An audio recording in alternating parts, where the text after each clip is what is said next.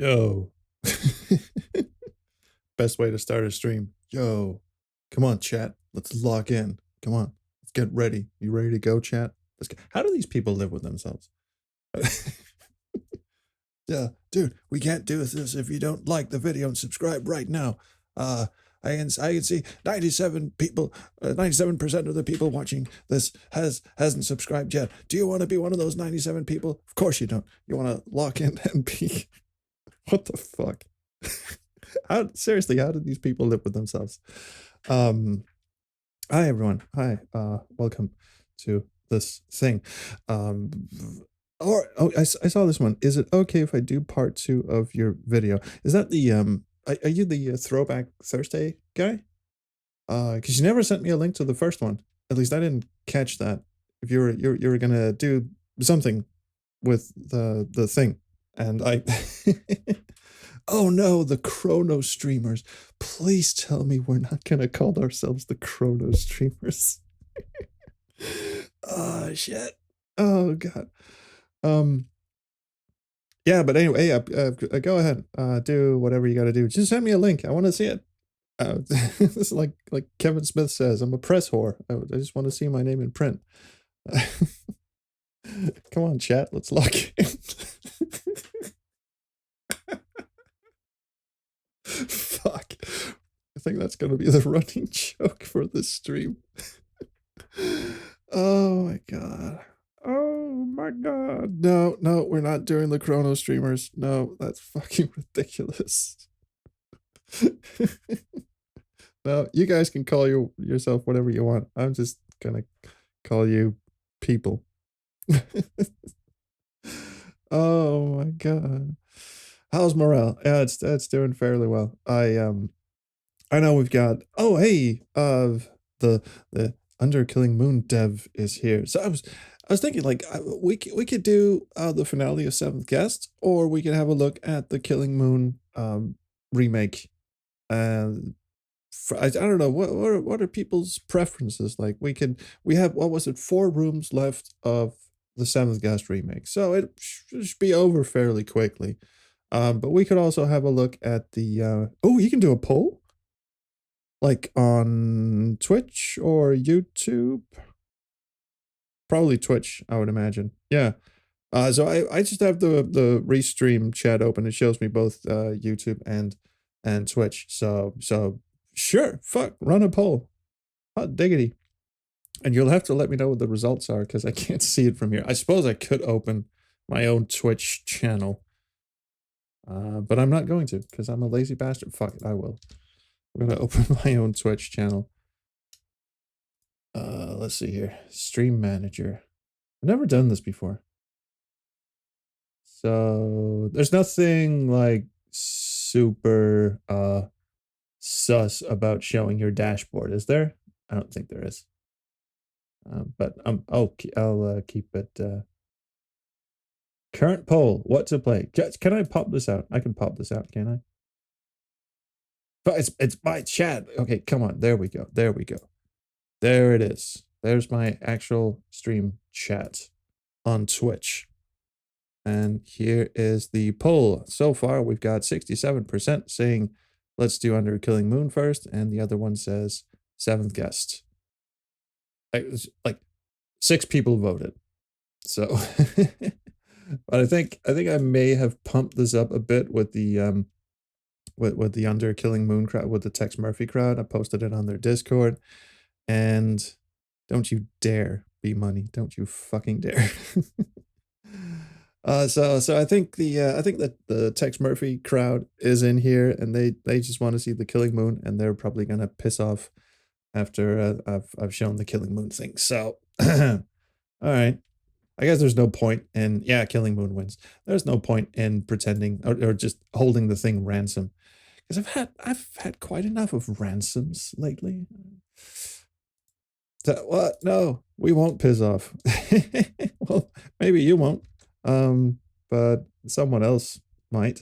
So what I should do actually is, let's bring up the, let's bring up the Under a Killing Moon Rising Kickstarter.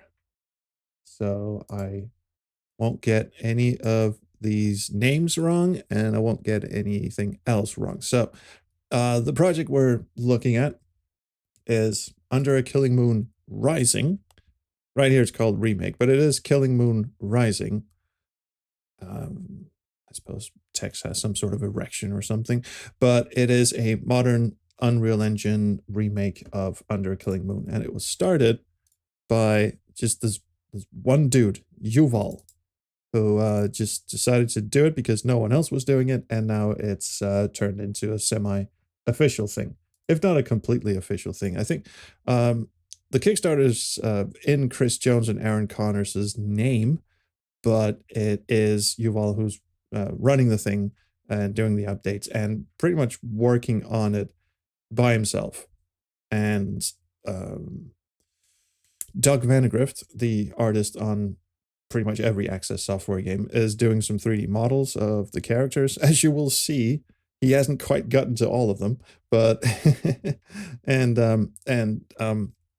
uh, Aaron Connors is on board. If they reach a certain milestone, what is it? Funding goals. If they reach a certain milestone, we'll get the expanded Moonchild. Yeah, Moonchild expansion. Because in the original script and in the novelization of Killing Moon, there was a whole mess of stuff that happened aboard the Moonchild. Spoiler if you haven't played the game. Which in the actual final game got replaced by a bunch of empty corridors, essentially, and an arboretum with a hidden rock that can still fuck right off. And you got the power to be his friend. Hi, Anatoly. Good to see you. And so that's what we're shooting for, because I really want to see the Moonchild as it was supposed to be. And Aaron Connors is on board to write the stuff for the Moonchild expansion. And obviously, if that happens, then Chris Jones was going to record new lines for, text. There's going to be more look messages, more interaction and stuff like that. You'll see some more stuff is going to be in the game. So all in all, this is pretty fantastic. Now the project was funded like within a couple of hours. Was it within an hour or a couple of hours? It was like lightning fast. I was and here's the dirty secret. I was playing an hour. Thanks, you. I was actually playing the build that I'm about to play for you now. I was actually playing that just like an hour before the Kickstarter went live.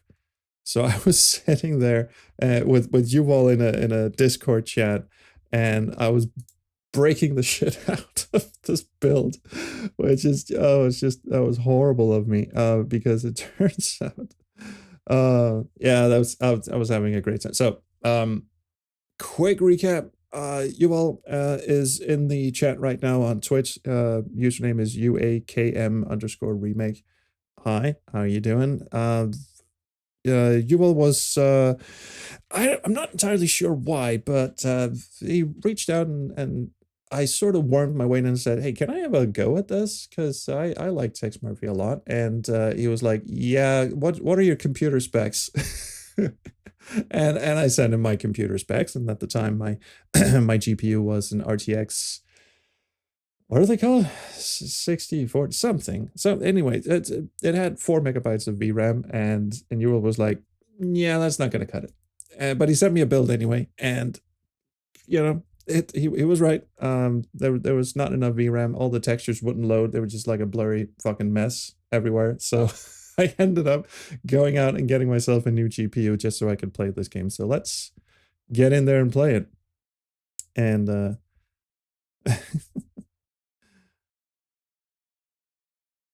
I don't know about the volume. We'll see. That's an ongoing issue I have. So what you're about to witness is Under a Killing Moon Rising. Tex Murphy's Rising. It is playable. The day one of the game is playable. Most of the cinematics are just taken from the original game because they haven't been upscaled yet, although the conversation with Chelsea has been upscaled. Fuck all is happening on screen right now. I'm hearing a thunderstorm and absolutely nothing. Oh, here we go. Oh, we just had to load in the upscaled, or is it completely redone? Must be redone, reanimated. Oh god, it just died a death on me. There's too much awesomeness happens. I think one of my hard drives just spun up and it caused a hiccup. But yeah, this is crisp, and this is a recreation of the original Access interactive movie logo from the original.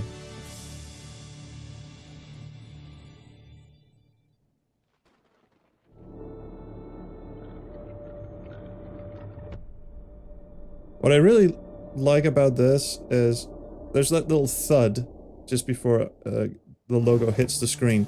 In the original, it's mistimed, so you hear the thud before the logo hits the screen. And I don't know if it was intentional on Yuval's part, but it's the same in this one. The thud happens before the logo crashes onto the screen. Like, it's just a second early, which is exactly how it is in the original.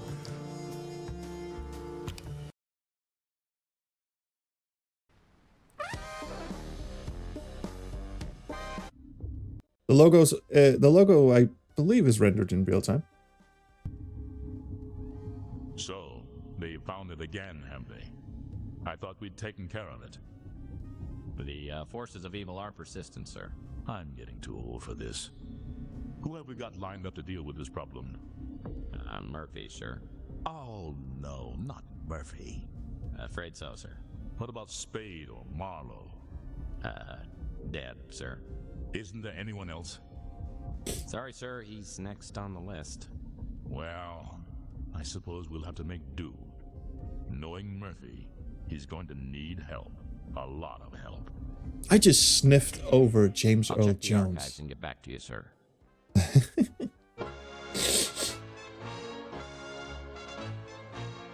Oh, I've skipped past this. I haven't actually seen the upscale version of this. The Second World War enters its final days. Allied forces are on the march. The troops of the Western Alliance are occupied with the dangerous duty of ferreting out the... So wait, is this just upscaled, or did you actually have to go and find the original footage? It looks upscaled. But it's a really good upscale. The Germans have vowed to fight to the last man in their quest for world domination. But their days are numbered, with Adolf Hitler dead, and the once dreaded... Trigger warning, I guess. The Allies have exposed the workings of the Nazi war machine and found it festering with ancient blood cults, whose rituals and ceremonies are too astonishing and barbaric to detail. Allied forces will not rest until the last cult member has been revealed and captured. No pestilence has ever been so fatal or so hideous. Blood was its avatar and its seal, the redness and horror of blood. Matt Van Roon did the intro and upscale. Yeah, because the original tapes, I should say. Oh, dear Lord. I've skipped past all this. I haven't even seen this. But yeah, the original tapes for Under Killing Moon were found. They were upscaled in-house. And before they could be sent off to a professional facility and be upscaled all the way up to, I don't know, 4 or 8K or whatever, Chris Jones fucking chucked them in the bin because he was sure that now we're done with them. Let's just throw them out. But but we did get a full in-house upscaling to, I believe, 1080p, or 720p. I can't remember, but anyway, DVD quality, which Matt Van Roon did. So there are upscales. 2K. Oh, we did a 2K upscale. I thought it was just DVD upscaled. Anyway, that's pretty cool. And this was done by Matt as well. Matt did most of the, if not all of the visual effects in Tesla Effect. He did all of them, actually. Yeah, he told me he did all of the compositing and such.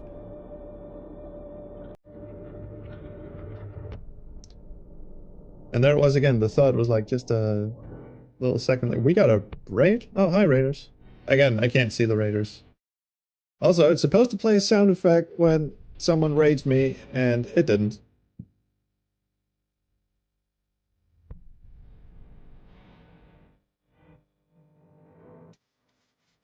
So just out of curiosity, the Chelsea footage we're about to witness, that's from an earlier upscale, right? That's not the final upscale.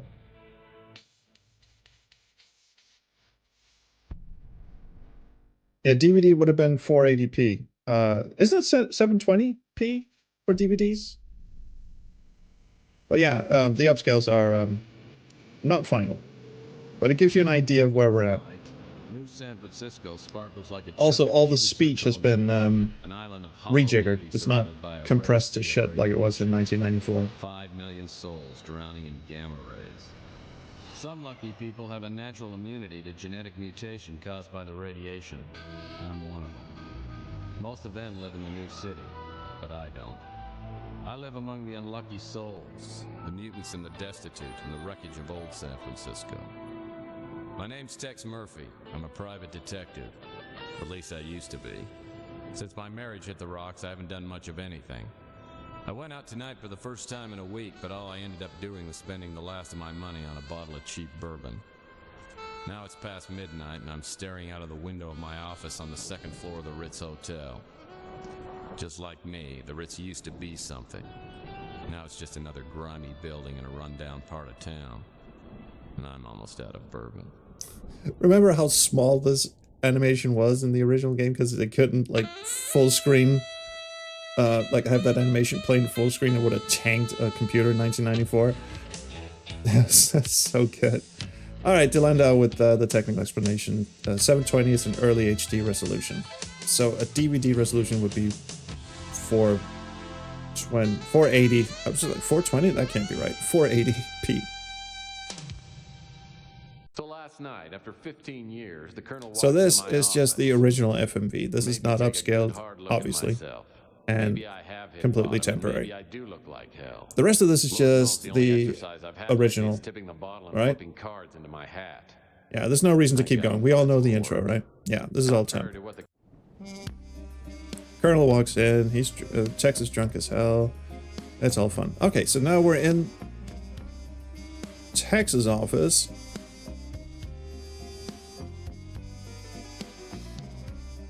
As you can, I'm a little lost for words here because I'm just gonna have a quick look around. As you can, I don't know if you can see, but the attention to detail is just fucking absurd. All the little knickknacks that are in the, like, the shelf in the original game is just basically a sprite, and all the items on it have been recreated as 3D models. Even though I'm sure Doug Vandegrift just put like whatever the fuck photos he could find on, yeah, wherever.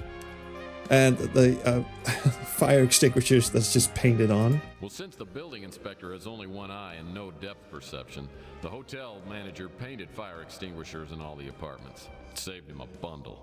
That was the joke, because, you know, in the original game they couldn't like 3D model a fire extinguisher, and so they just painted it on. Yeah, the music's been refreshed as well.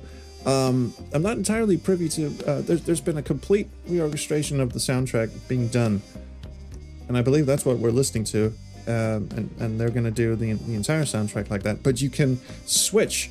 Oh, there's a cooler thing. If you go into config, in the future you'll be able to switch between Piper Dawes remaster, the remaster by Matt Hyder full version. I think that's the one that Matt Van Roon did, and then there's the original MIDI version, which I believe will have the digital drums, but I'm not entirely sure. And as you can see, you switch between walking and interacting with the spacebar as you did in the original. It's not the two fingers salute interface from Tesla Effect, which I prefer this. I don't like the two finger salute one where it was like combined. I like the stop start. Yes, we will pick up the gun. The FMV has not been rejiggered. It's the same. Trusty sidearm. Been with me since the beginning. Yeah, we all No matter know. how bad things got, I always had my gun. Now I've lost that too.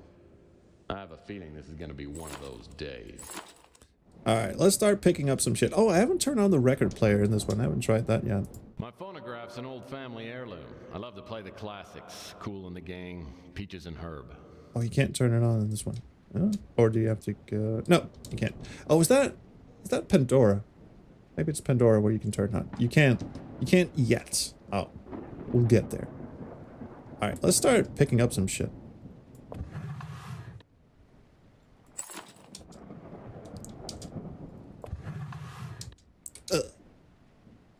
Alright. I'm not gonna bother you with what I'm actually doing, because I'm gonna assume most people who are watching this stream right now are at least slightly familiar with Under a Killing Moon. If not, you've turned in at a weird time. But wait till you get a fucking look at Chandler Avenue. Okay, so drink this in. This is very nice, right? You see, rain on the windows, a couple of speeders going by. There's the titular, well, it's not the killing moon, but it's a moon. You got some lightning flashes going on, and you can see the street down here, and you can see Chelsea. Don't worry, we'll have a closer look in a moment. I will remind everyone, obviously, this is an alpha build, and it's it's not even beta. As far as I know, at least at the time you have sent this to me, I was there was only 2 other people outside the development team who had this build. It was me and it was Joshua from Adventure Game Hotspot, and he's technically my boss, I guess. He's not really. I'm in the Adventure Game Hotspot network, which is like a collective of content creators, YouTube content and streamers and such that have to do with adventure games. And so the network is our chance to sort of network and collaborate and all that shit. But Josh isn't like the boss of us.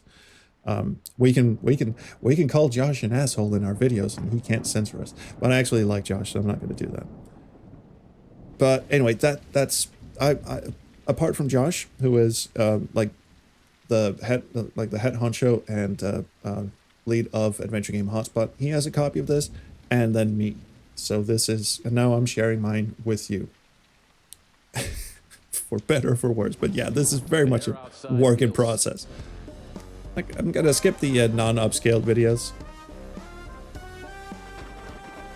Let's have a walk around on Chandler Avenue just before we start talking to Chelsea.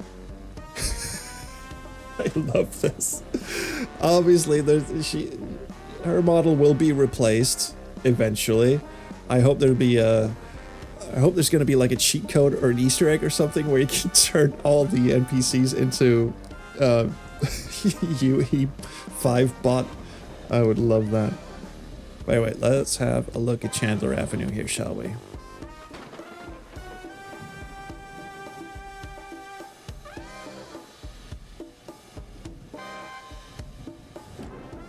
Like, even the individual bits of garbage are all painstakingly modeled.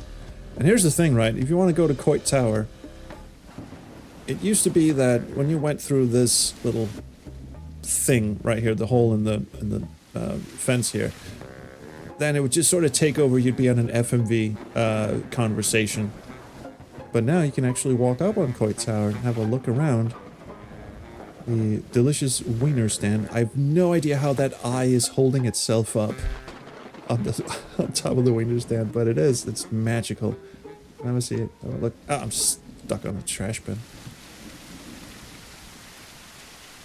No, and that E is just magically floating. I'm gonna assume there's like an invisible wire. Not many people know that everyone in every Tex Murphy game is actually a robot with a hologram around it, like in Futurama. Well, the Tesla Effect had like sentient holograms that had like a whole like equal rights for holograms thing going on. And yes, I have tried to break this game. We will see. You can climb onto trash bins in this build. You cannot get up on the dumpster. Believe me, I have tried. And I will, at the end of this playthrough, I will show you just how badly I managed to break this build. Which of course has been fixed. It was, like I said, I was in a Discord chat with the developer just before the Kickstarter went live, and I was playing it, and you'll see. I'll tell the story.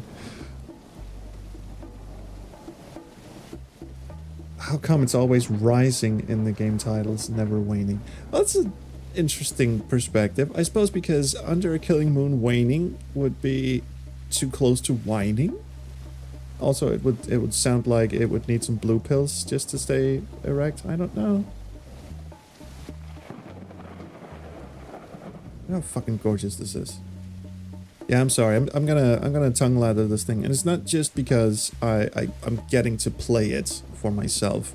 Although certainly that is, I can't deny that might be a bit of a factor, but the thing is, I've wanted a remake of this game for a long time, because when I was 14 and I saw the thing on CD-ROM the first time, it was like, it was mind-blowing. I think most people who've played it can attest to that. Yes, Wiener was misspelled in the original too.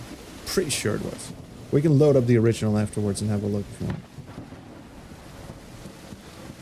So it was mind-blowing. So this is like, this is mind-blowing to like 45-year-old me. Alright, I think we've had a look around enough.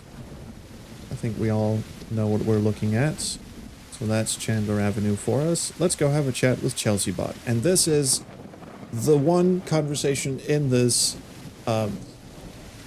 alpha, let's say, that is upscale, but it's still temporary upscale footage. It's not final upscale. Actually, before we do, have a look at the... fuck, can I show you? Let's find a good angle. There's something I want to show you. Okay, here. You see this? the Amiga cover of Mean Streets with... That is so good. And we've also got Doug Vandegrift making an odd face. The actor who plays Brooke Garner and also lead artist on every Access software game. Has his face on there. There's a bunch of other like little Easter eggs going on, but the one that caught my eye was the Mean Streets Amiga cover. Alright, fine. I cannot... Yeah, Lincoln's dead. I know. It's kind of shocking in a way. But anyway, okay, let's talk to Chelsea Bot. Remember, this is not final upscale, but it is still a bit impressive, I think. Chelsea Bando's the kind that could hold her own with anyone, but she has a way of turning my knees to jelly. She's a mutant just like everyone else in this part of town, but she's a real beauty. Well, hello, stranger.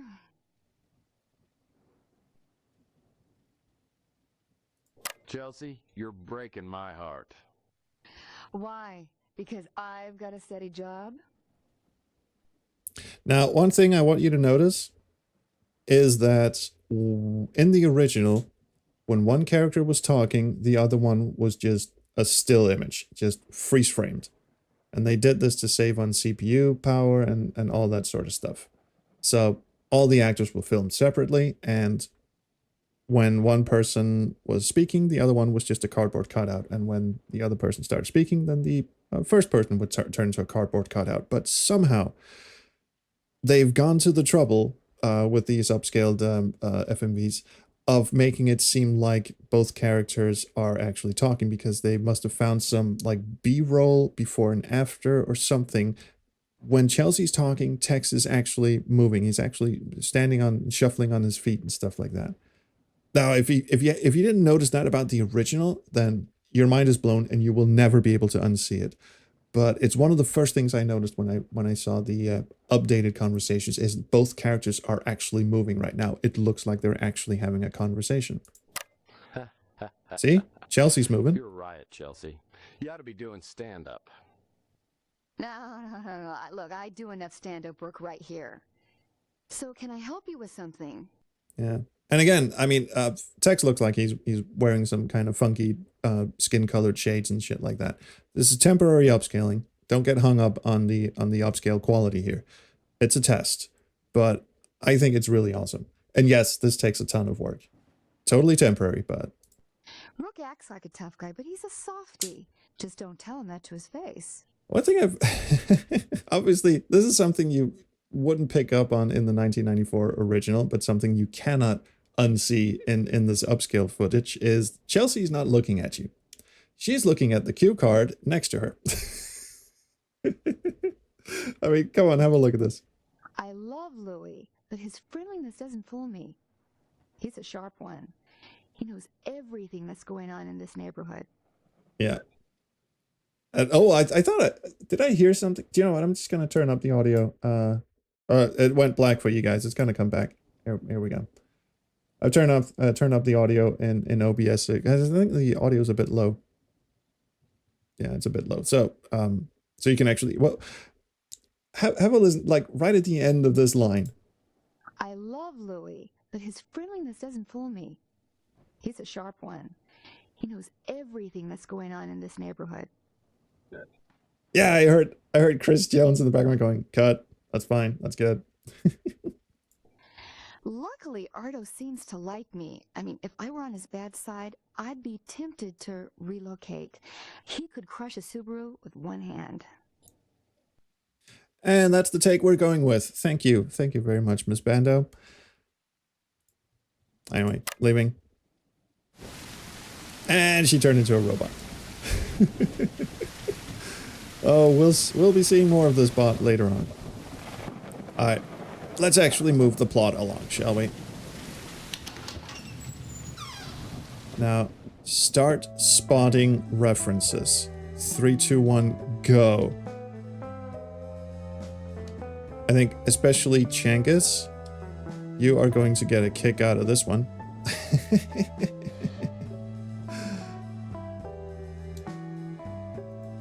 I'll transmit the information. No, you fucking won't. That's Stacy from Martian Memorandum. She's been retconned into being an AI, and oh, the stories I could tell you. So, Yav did this. I'm sorry, I don't know how to pronounce your name, so I'm just gonna short it to Yav, if that's okay. Yav retconned her to be like an AI that was just living inside of Texas Watch in Martian Memorandum, and well, funny story. Aaron Connors is actually writing the novelization of Martian Memorandum. It's going to be called Tex Murphy and the Oracle Stone. And in that, you get a bit of backstory, what happened in between Martian Memorandum and Under Killing Moon. So when Tex was like completely shit out of luck. And Aaron has also retconned like Tex's previous informants and secretaries and shit, retconned them into being basically AIs that he was paying for. So Stacy is now actually canon retconned into being an AI that's living inside of his watch. But Yav and Aaron arrived at that retcon separately, which I thought was just golden. So anyway, we're still looking for... So the computer over here is running Norton Commander, which all you DOS nerds must know. There's a relief map of Mars, which will come in handy if you ever have to relieve yourself on Mars. Yeah, Norton Commander. Yeah, someone just picked up on the Norton Commander thing. Some sort of golden puppy. I have no idea what the fuck that's supposed to be. Over here we have a very cool looking turntable. Someone needs to get that tone arm back into its resting position because that hurts my eyes. Got a very old IBM keyboard here. Some lovely old CRT monitors, 4x3 CRT monitors. And all of this stuff is here because Yav is a child of the 80s, as I'm fairly confident most of us here are as well. Don't worry, Rook, we'll get back to you. We're just having a look around. More keyboards, more the KTY PC personal computer. Very lovely keyboard that I wish I'd had as a kid. This is one of those keyboards I wish I had as a kid. Although what really strikes me in the eyes is that the black keys don't seem to be aligned with the white keys, but I'm sure that's something that will be fixed when this game hits beta. Also, I had a look at some of the book titles here. I couldn't really find anything that struck me as a particular reference, although I'm sure there are some. So anyway, that's not lovely. Let's go have a look at good old Rook. Hello. I'm going to crouch down so we can look up his nose.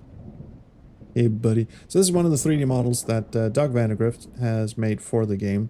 Original artist on Under Killing Moon, and now modeler in this. And this is the character that he played.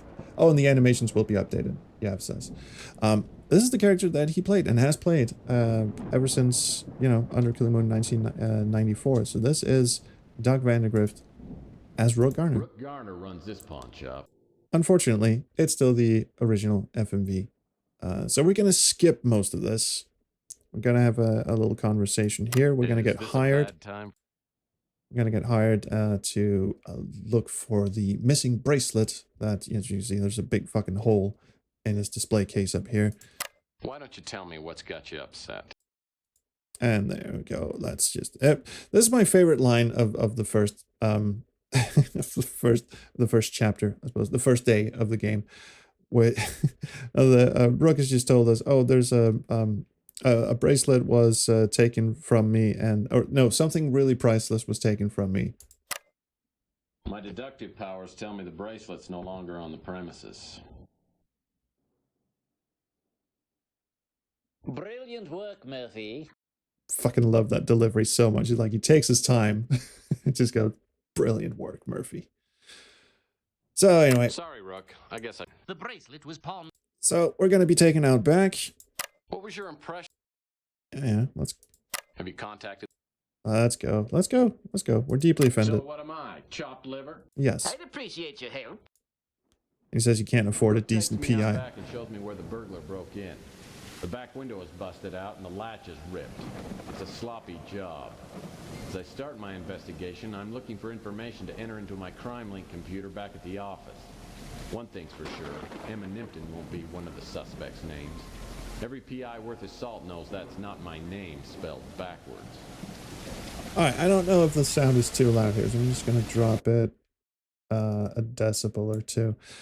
The texture of the pavement surface is a cross between a spilled Coke and sandstone. Hi, Scarfulu. Oh, sorry, I didn't see you come in. Alright, we'll move this out of the way so we can have a look at the broken glass. Like Tex is saying, we are looking for characteristics that we can enter into our crime link computer. Something like if we have a look in the inventory of the glass we just picked up. Well, that's not gonna work. I try to use the glass on itself. We have a closer look at this. Now we can rotate this stuff around and move it around. Rotating, and then we can inspect Looks it. like whoever broke into Rook's window left one of his hairs behind. It's a Sirotop. Apparently our burglar is a Carrot Top.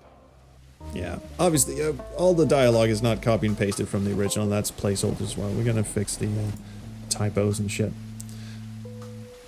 You'll also notice there weren't any subtitles during the FMV conversations. That's gonna be in there as well. One thing I really appreciate about the original games as well, Under Killing Moon and Pandora Directive, was that they had subtitles for all the FMVs, like real, actual, like subtitles. Not just like, you know, Black Dahlia had that little scroll text thing going on at the bottom, where like one line would scroll up at a time. No, they had proper subtitles. Yeah, subtitles are really underappreciated. Oh, so the in-game voice volume is about -12. Okay, so we'll crank it up to... Looks like a shoe print is outlined in that sticky pool of something resembling chocolate. Footprints about a size 14. Yeah, it is. Looking at the VU meters here in OBS, it is actually quite low. Anyway, just so you can see the inventory, my face cam is kind of blocking it. I'll just move my ass down here somewhere. You can see. The texture of the pavement surface is a cross between a spilled Coke and sandstone. This is what it looks like. You got the inventory going on up here, and you can right-click them to examine them in full. And zoom in and zoom out, and they're all 3D modeled, so you can rotate them around. And What's in here? Some sort of cosmetic gift certificate. There's so many clinics around, they're all begging for new business. now we got ourselves a gift certificate. Anyway, let's just put my face back where it was before. 1, 2, 3, 4, 5. 1, 2, 3, 4, 5. I believe it was 5 and 5. Might have been 10. 10 pixels. Yeah, that looks about right. 10 and 10 The pixels. texture of the pavement surface is Every time I click into the game, and sandstone. there's a look message that plays. Alright. So we've got two characteristics. Don't worry, we'll get to the basketball.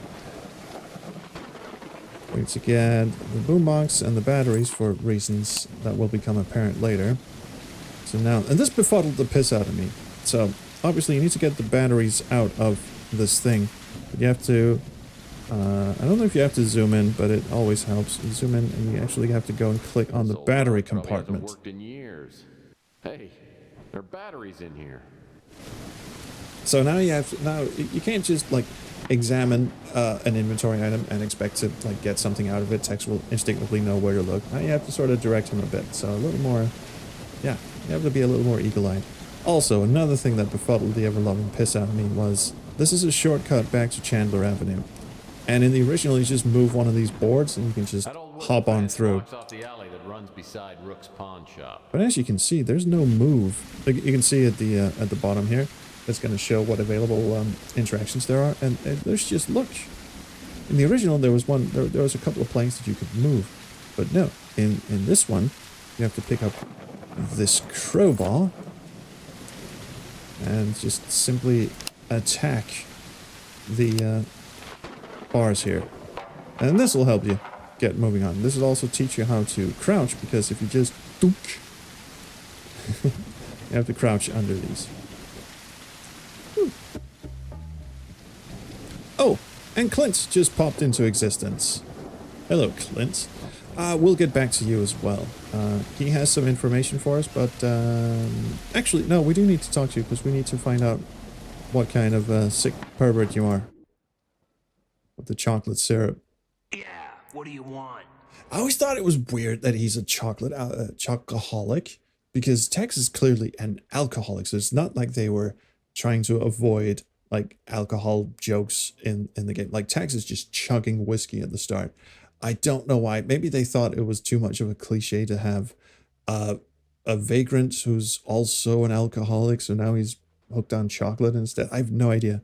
It's funny though. Is this your permanent address? Not like homeless humor is not Actually, I have a necessarily summer funny, home but the in fact that he's a Rio. chocoholic is This funny. spot keeps me in touch with the common people. Also, he really fucking loves his job, this dude. Alright. Wait. Looks like Mr. Yes, left clicking does not skip your look message. Did you see anything? You know, I just might have something that will improve your ugly mood. Is that so? Well, what? Well, nothing. A fax from Lee asking for information on a free shipment. On a shipment of lipsticks, not a free shipment. Oh, well. Oh, and everyone's favorite fire escape. Looks like someone's back door opens onto the fire escape. Same sound effect from the original, by the way. Looks like someone's back door opens onto the fire escape. Oh, really? Let's go. Hey, this door's just painted on. Which actually turns out to be a real door in Pandora Directive. Yeah, that's right. Alright, let's do the basketball thing so I can show you my skills and my moves. 10 seconds left. Down by 1. Murphy has the ball. He fakes. He drives. It's a 360.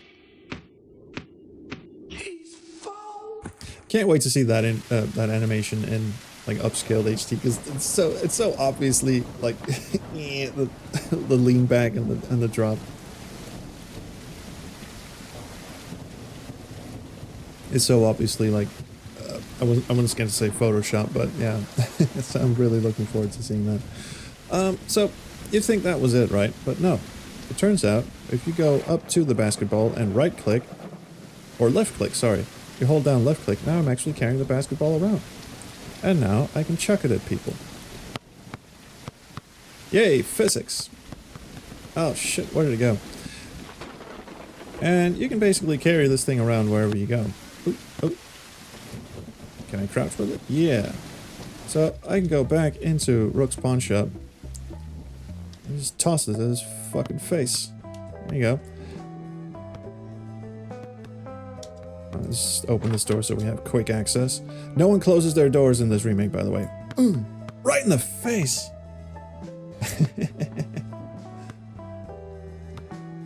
Alright, so let's go over and have a chat with Louis, get some of his delicious chocolate pie. Now, I should probably keep some save games, just in case. So as you can see, I have had some save games already, but I'm gonna overwrite my saves.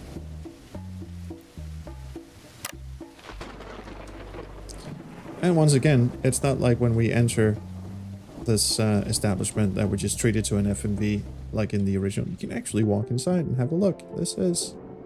Okay, we're getting some drop frames in the game here, but you get the point. can walk around. It's like... That's the same ashtray with the same cigarette in it. So, a lot of people just... No, wait.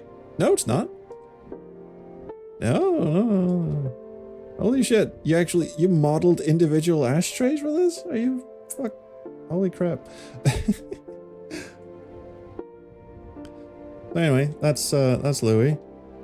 Staring blankly into space. Let's have a chat. The brew and stew is run by Louis Lamintz, a bloated mutant with a heart bigger than Let's his just move the waistline. cigarettes around. Everyone Yeah, comes to Louis. the street talk. How about a pitcher of beer and the love of a good woman, Louis? I can't help you with the woman, Maeve. No problem with the beer, though. Put it on your tab? Sure. I'll take a beer over women anyway. It's easier to stomach. Blah blah blah. I mean, interestingly, Chris Jones has never had a sip of alcohol in his life, and he doesn't smoke, which I find just fucking hilarious, because he plays a hard drinking, hard smoking PI. So I guess he's just living out his inner fantasies. Let's get some chocolate with a K. You want to try a slice of my chocolate pie? I can give you a piece to go if you like. Oh, the ghost of Louis. And I don't think he knows anything about the burger. Maybe he does. I can't remember. Rook's been robbed before. No, I don't think he does. Rook told me about the bracelet, but I don't know anything more about it. The clothes next to Tex's bed are your own pile of clothes? Cool. Oh, and this one also befuddled the piss out of me for the longest time, and I had to write Yev in the Discord. I was like, wait, where's the fucking chocolate cake in my inventory? Louis gave me a chocolate cake. Where's the fucking chocolate cake? I'm soft locked. Help me. There's a bug in your game. And Yev was just like, you fucking idiot. It's on the table in front of him. It's right there. It looks delicious too. Makes a weird sound like you just dropped your keys. So it must be made of metal or something. But anyway, let's go hand that into Mr. Bum. This isn't a good time for a social call, punk. I don't make a practice of helping out addicts. Okay, well that's awful. Praise heaven! Yes, feed the attic. Burglary. I saw someone prowling around the back of the pawn shop last night. It was so dark, I didn't get a good look at him, but I could tell he was huge. Probably 6'3" or 6'4", about 300 pounds. All right. Bye.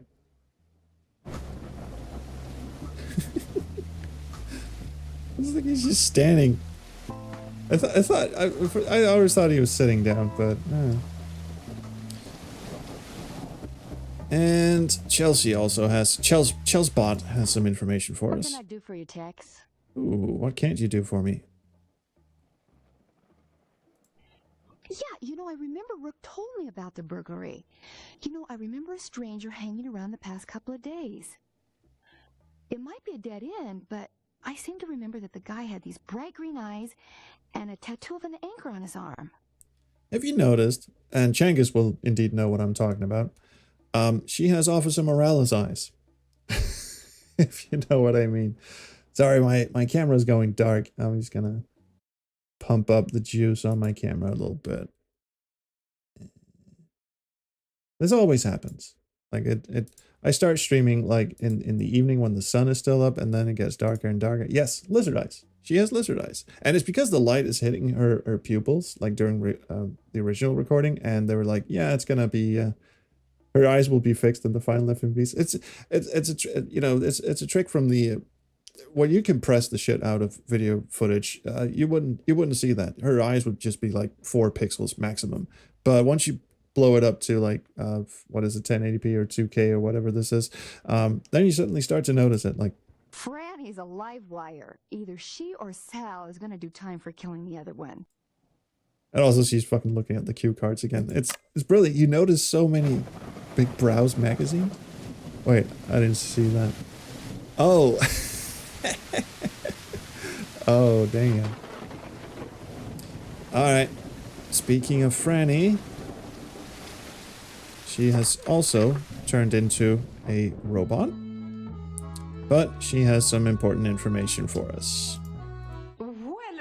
It's that She just put on her human suit. Murphy. Yes, indeed, it is me. I would if you weren't so married. I heard that Rock's place got robbed. It scares me to death. There's so much crime in this part of the city. Wait, don't you know anything about the burglary? I suppose not. Oh, my mistake. I'm leaving. And we're back to her.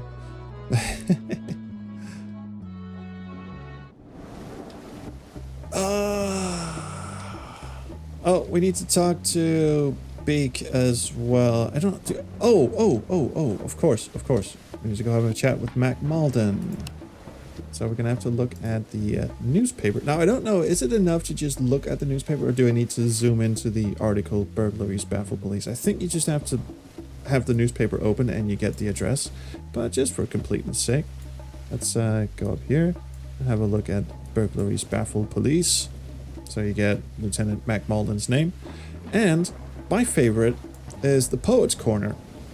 Haiku to a taco. I can still recite this from memory. Every time we have tacos, I always recite this beautiful poem, and no one in my family knows what the fuck I'm talking about. Soft shell taco mine. What meat art thou concealing? Who cares? It's tasty. Beautiful. It's absolute. How do I get rid of this? I think I just click out of it. We're fine. Ooh, nice bit of lightning. So, let's go traveling. Turn the paper around. Oh, I have not actually tried that. Rotatey, rotatey, rotatey. Llama lights. I'd walk a kilometer for a llama. Indeed. That's a Pandora Directive reference for you, ladies and gents. Okay, now, unfortunately, Mac Malden has not been upscaled yet either, so we're gonna skip most of this dialogue as well.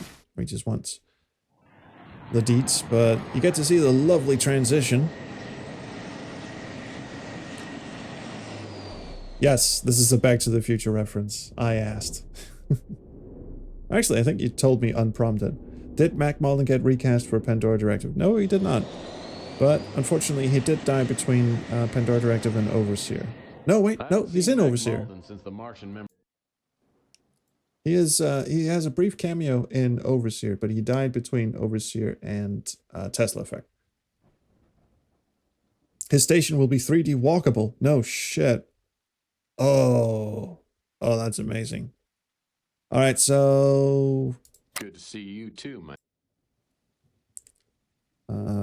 Fondly reminisce. Oh, come on. And get real mean. So you and your crack team of detectives have no leads? Of course we have leads, you pots. We know he's a norm, Caucasian, and has AB negative blood. That narrows down our list of suspects to about 1 million. Now get out of my hair. I got work to do. Thanks very much, Chief.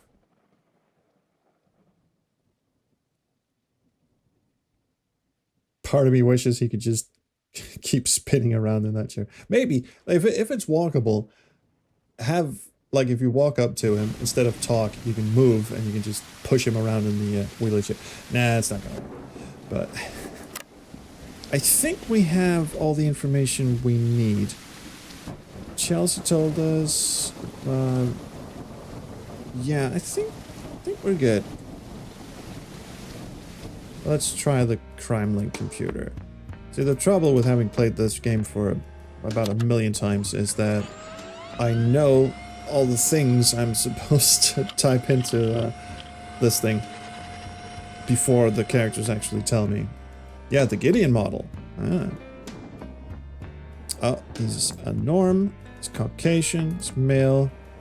6'5" to 6'8". About 200 pounds. No, about...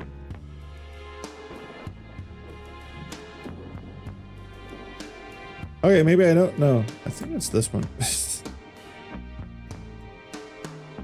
He's red. He's got 2 eyes. His eye color is bright green eyes, AB negative blood, and his shoe size is a 14. And none of the... Oh, and a tattoo of an anchor on his arm. Oh, I got one of them wrong.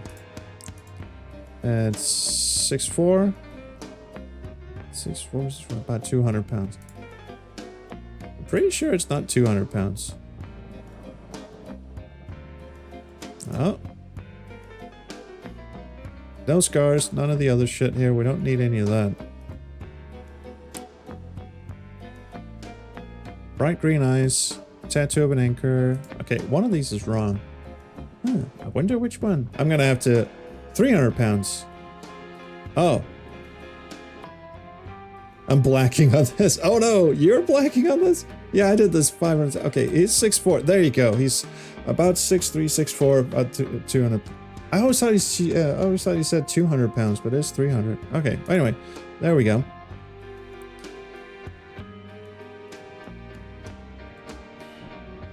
And also Beeknaries, and so now we go and ask Chelsea Bot about Beeknaries. Woo! Gotta be careful about that running speed, Tex. Foreshadowing. What can I do for you, Tex? What can you do? Oh yeah, I know Beak. If you want to talk to him, you might try hanging out around Coit Tower. Can fucking do, Squire. Oh, I remember Rusty. He had a kid show on TV when I was young. I hated the show. That clown makeup always scared me. Oh, you ain't seen nothing yet. Actually, let's go and check in with Rusty, see how he's doing. It's the oldest puzzle in the book. Why is the welcome mat turned the wrong way? I like that. That's a nice, excuse me, a nice touch.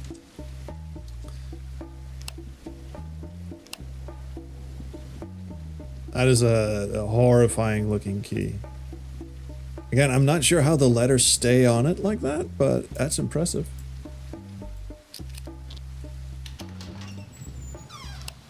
And here come the laugh. Nice. And you'll notice the balloon nozzle is slightly more visible than it was in the original. This is fucking... This was Tex Murphy pixel hunting at its worst. But let's get the crossbow. Let's get the Rusty doll. I just got knocked over by it. By the box. Everything's a physics object here. And we got all the masks here, which all have pithy remarks from Tex. I think what my favorite one is it this one? This wig probably sells well during the Bay Area Yodeling Festival. Oh yeah, that's right. We got a goth clown over here, Zenny. I'll bet this is a real popular mask. It's like, yeah, no one cares. And let's have a good look at him. Whoa! For a second there, I thought someone had decapitated Inspector Burns and left his head on the floor. What a great mask.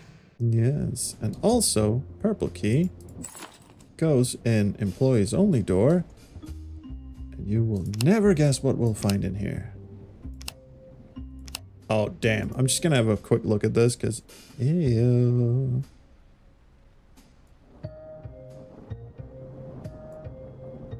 Oh, that is gross in all the right ways.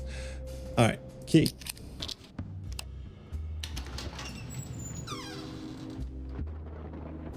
Rusty says, clean up your mess. I don't know where you got this developing chart, because, I mean, this was like a super blurry texture in the original, and, well, we'll have a balloon. And we'll have the rubber dart, which we'll need for sections of the game we haven't come to yet, and won't.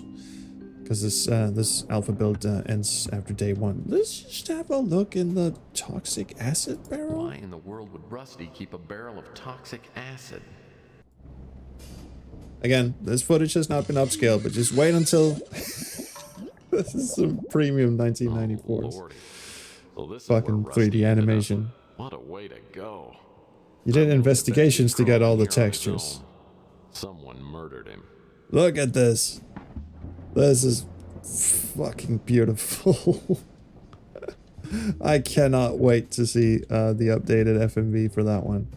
It's the dip from Roger Rabbit, yeah. Alright, let's go have a chat with... Oh, no, wait. Let's make a safety save.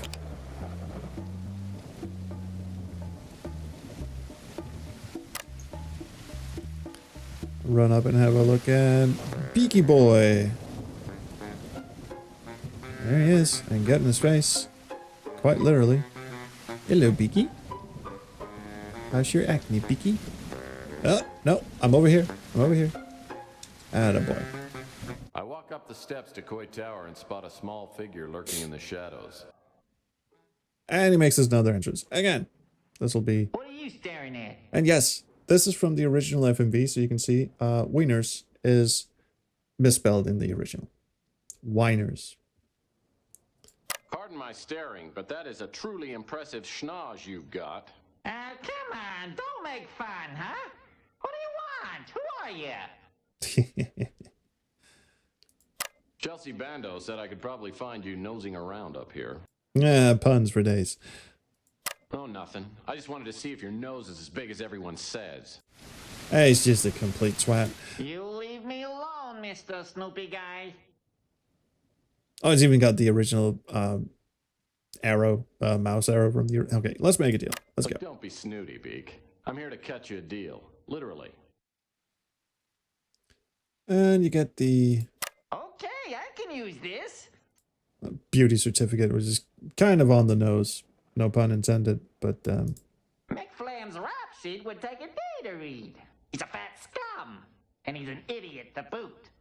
That's why he's always getting caught. He's been busted for burglary, mail fraud, arson, you name it. Everyone knows he operates out of the Snow White warehouse, but don't tell him. I've always wondered, how did they get the trunk to move? Like, remember, this is 1994. And yeah, he's wearing some prosthetic nose, some shit, the FMV actor is. But the trunk actually moves independently of his. It's not just a floppy prosthetic bit hanging off his face. So they've got some sort of servo in that trunk that makes it move up and down. Rook's pawn shop was robbed Look by at a it. two-bit crook named Mick Flem. He and his girlfriend have knocked off half a dozen pawn shops over the past month. Doug did some magic with the prosthetics too? Oh. There's a guy with a black sheet on him and a string attached to the nose. No, I don't. That can't be right. Really? Is that how they did it? Because it was filmed on black screen and not a green screen or a blue screen. It was filmed on black screen for whatever reason. A wire in the pocket. Oh, so he's just basically moving it up and down himself. Does he have one hand in his pocket the entire time? I've never even noticed. He kind of does, doesn't he? Well, not the 3D model, obviously, but the actor. And yeah, I've actually wondered, is that Doug Vandergrift again? I think it is, but I didn't want to say because I wasn't entirely sure. Anyway, he's operating out of the Snow White warehouse, so let's go and have a look. Flem is working out of this warehouse. It looks like he got careless. The door's unlocked. You saw it in the tapes between the shots. So it is a dude just moving his fucking nose up and down with a little... Oh my god, that is fantastic. Aaron is Ardo, yes. And we could go and have a chat with him, but he's not upscaled as well. Although we can have a look around inside the Golden Gate Hotel. We can actually walk around in there as we can with all the other locations. And he's actually got a 3D model as well. He's not a bot. Look at it. Look at his beautiful face. We can even look at, oh, this very lovely polished marble floor here.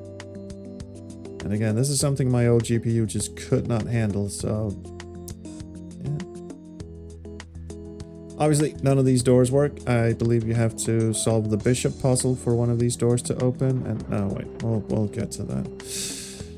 Anyway, not much to do in here, so we'll leave. Now, no one closes their doors here, and this is actually one of those things where this section here... This is Mick Flem's hangout. He'll probably be back soon. I better try and set some sort of trap for him. Yes, thank you. Now, this section, when you're playing the original game, is on a timer, and so is the rest of this section. Yes, I will get back to you in a bit as well. But if you miss something, like the first time I played this, I missed the Rusty doll.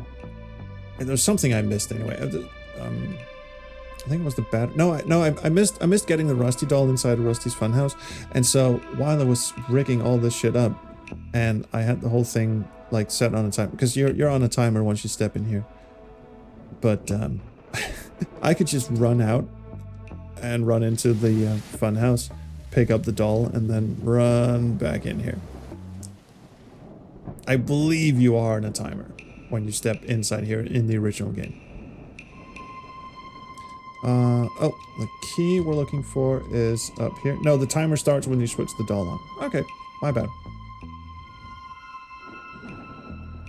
One thing I really like about the Tex Murphy games is they were not big on timer puzzles. This is one of the few in any of the Tex Murphy. Well, apart from Mean Streets has the worst timer puzzle at the end in Alcatraz. Martian Memorandum has one or two timer puzzles, like the end puzzle is a timer puzzle. That sucks. But for the most part, they didn't use timer puzzles very much. Okay, gotta combine Rusty Doll with the batteries. String you up. The Rusty doll looks great on the pulley hook, but I'll need to get it to move before it'll do me any good. It is moving. I mean, fucking look at it. But yeah, he means move along the conveyor here. So let's open this shit up. The heavy footsteps I hear must be Ooh. Flem. Oh no. My rusty traps all set. I haven't checked if Flem actually has a 3D model, because I've, you know, I've been crouching here. Bring Rusty back from the dead. Take the flashlight and use it. Oh, I will.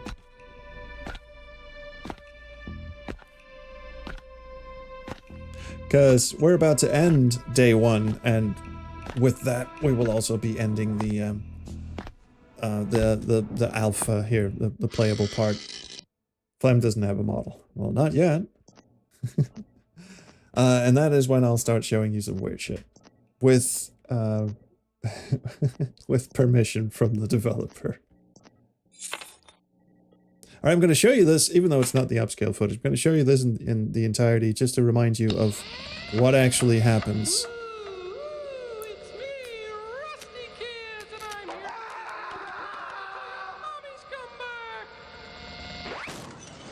The Looney Tunes moment. You have my permission to fuck up my game. Oh, thank you very much. I've always wondered what the fuck the doll says. Something, something, and then mommy's come back.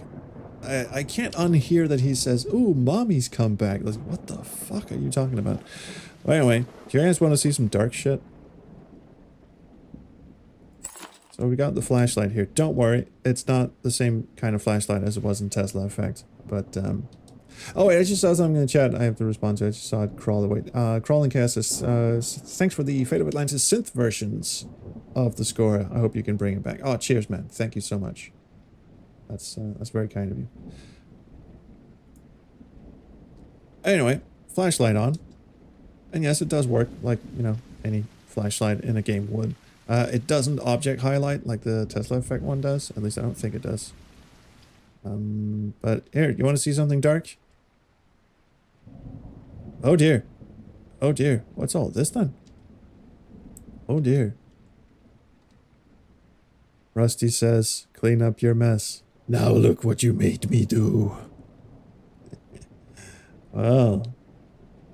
Now, and I was like really confused at this at first. I was like, did Mick Flem kill all of these people? Because there's a discrepancy there with one of the Tex Murphy novels. He was only busted for one murder, and that was Rusty's. In the latest Tex Murphy novel, The Steakhouse Stakeout, he shows up again in one of the later novels.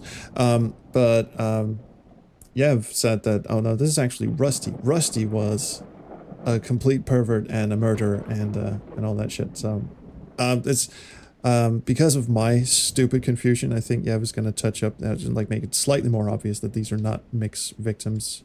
But then again, maybe people are just smarter than I am, which is fairly obvious.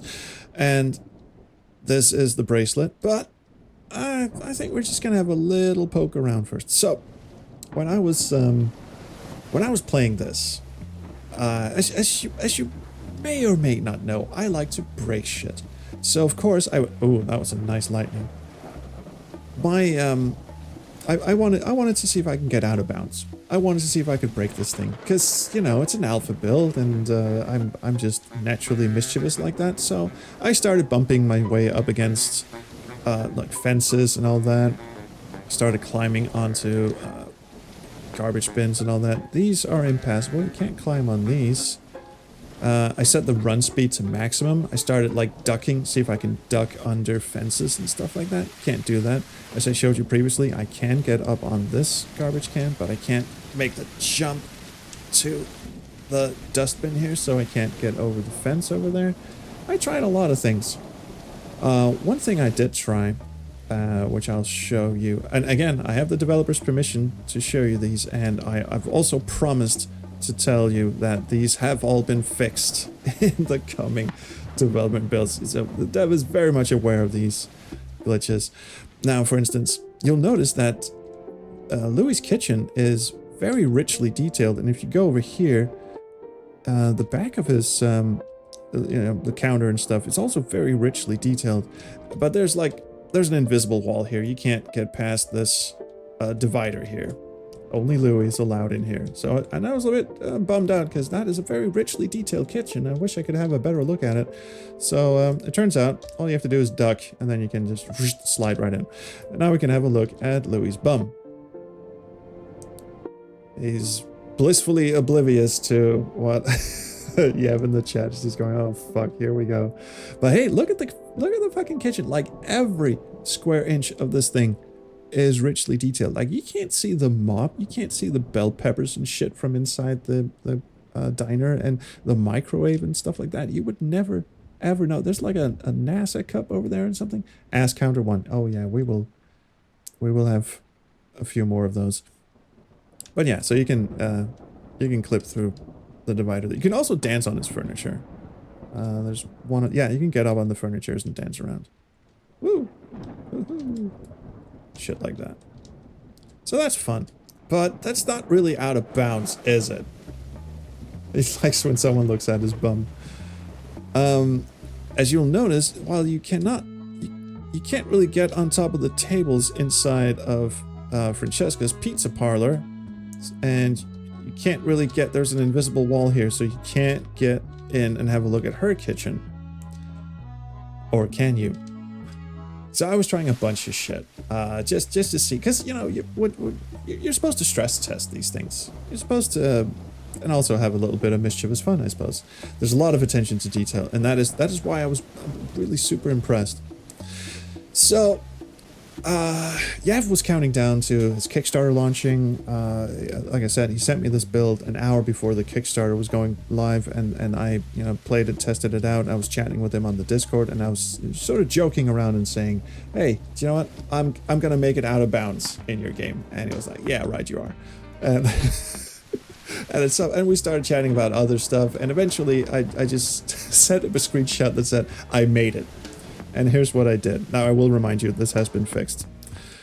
If you set the run speed in the options to full, and you just power down the stairs here, it takes a few tries, but at some point you can make it. Do you see I did a little jump there?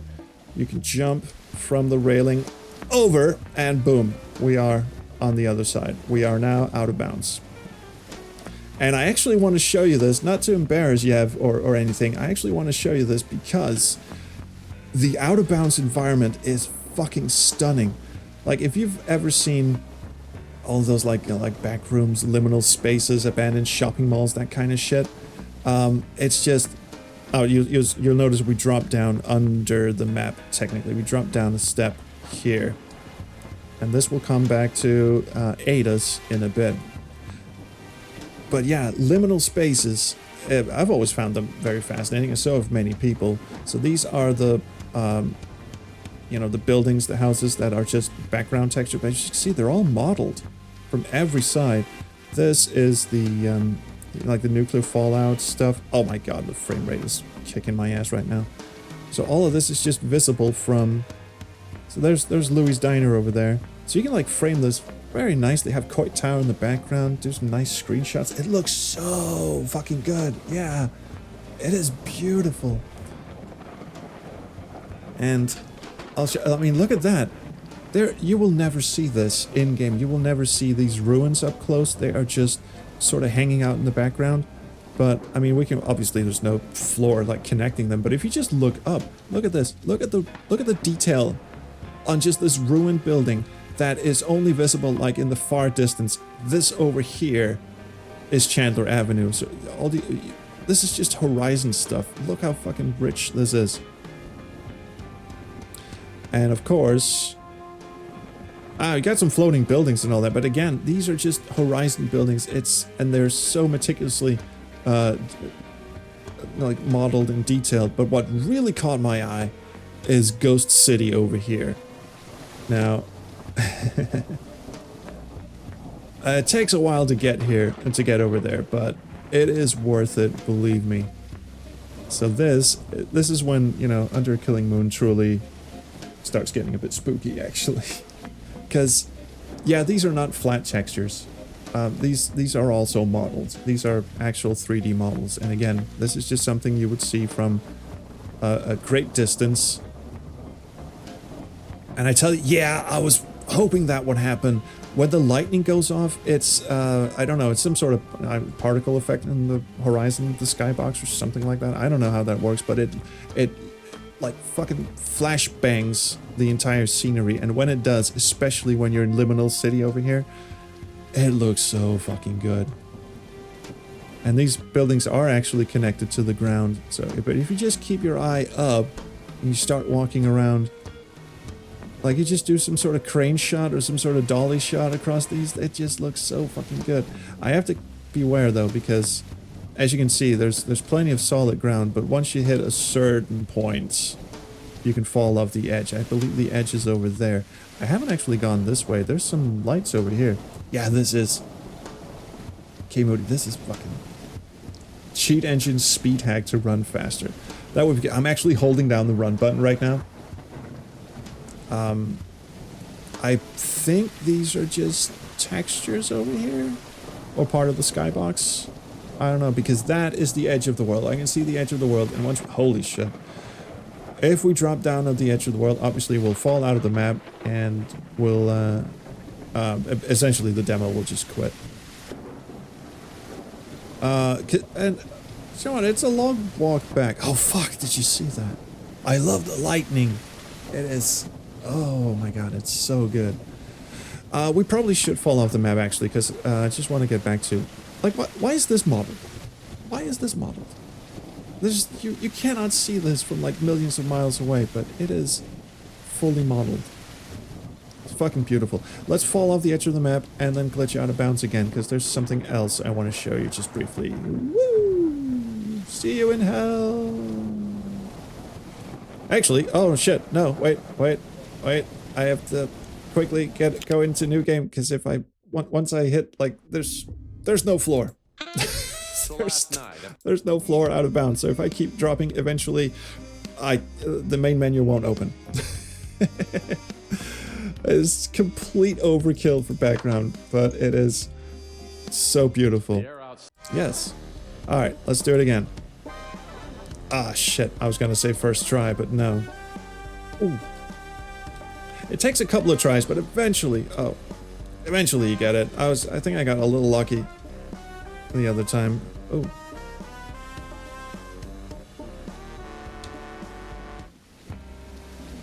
I'm doing something wrong here.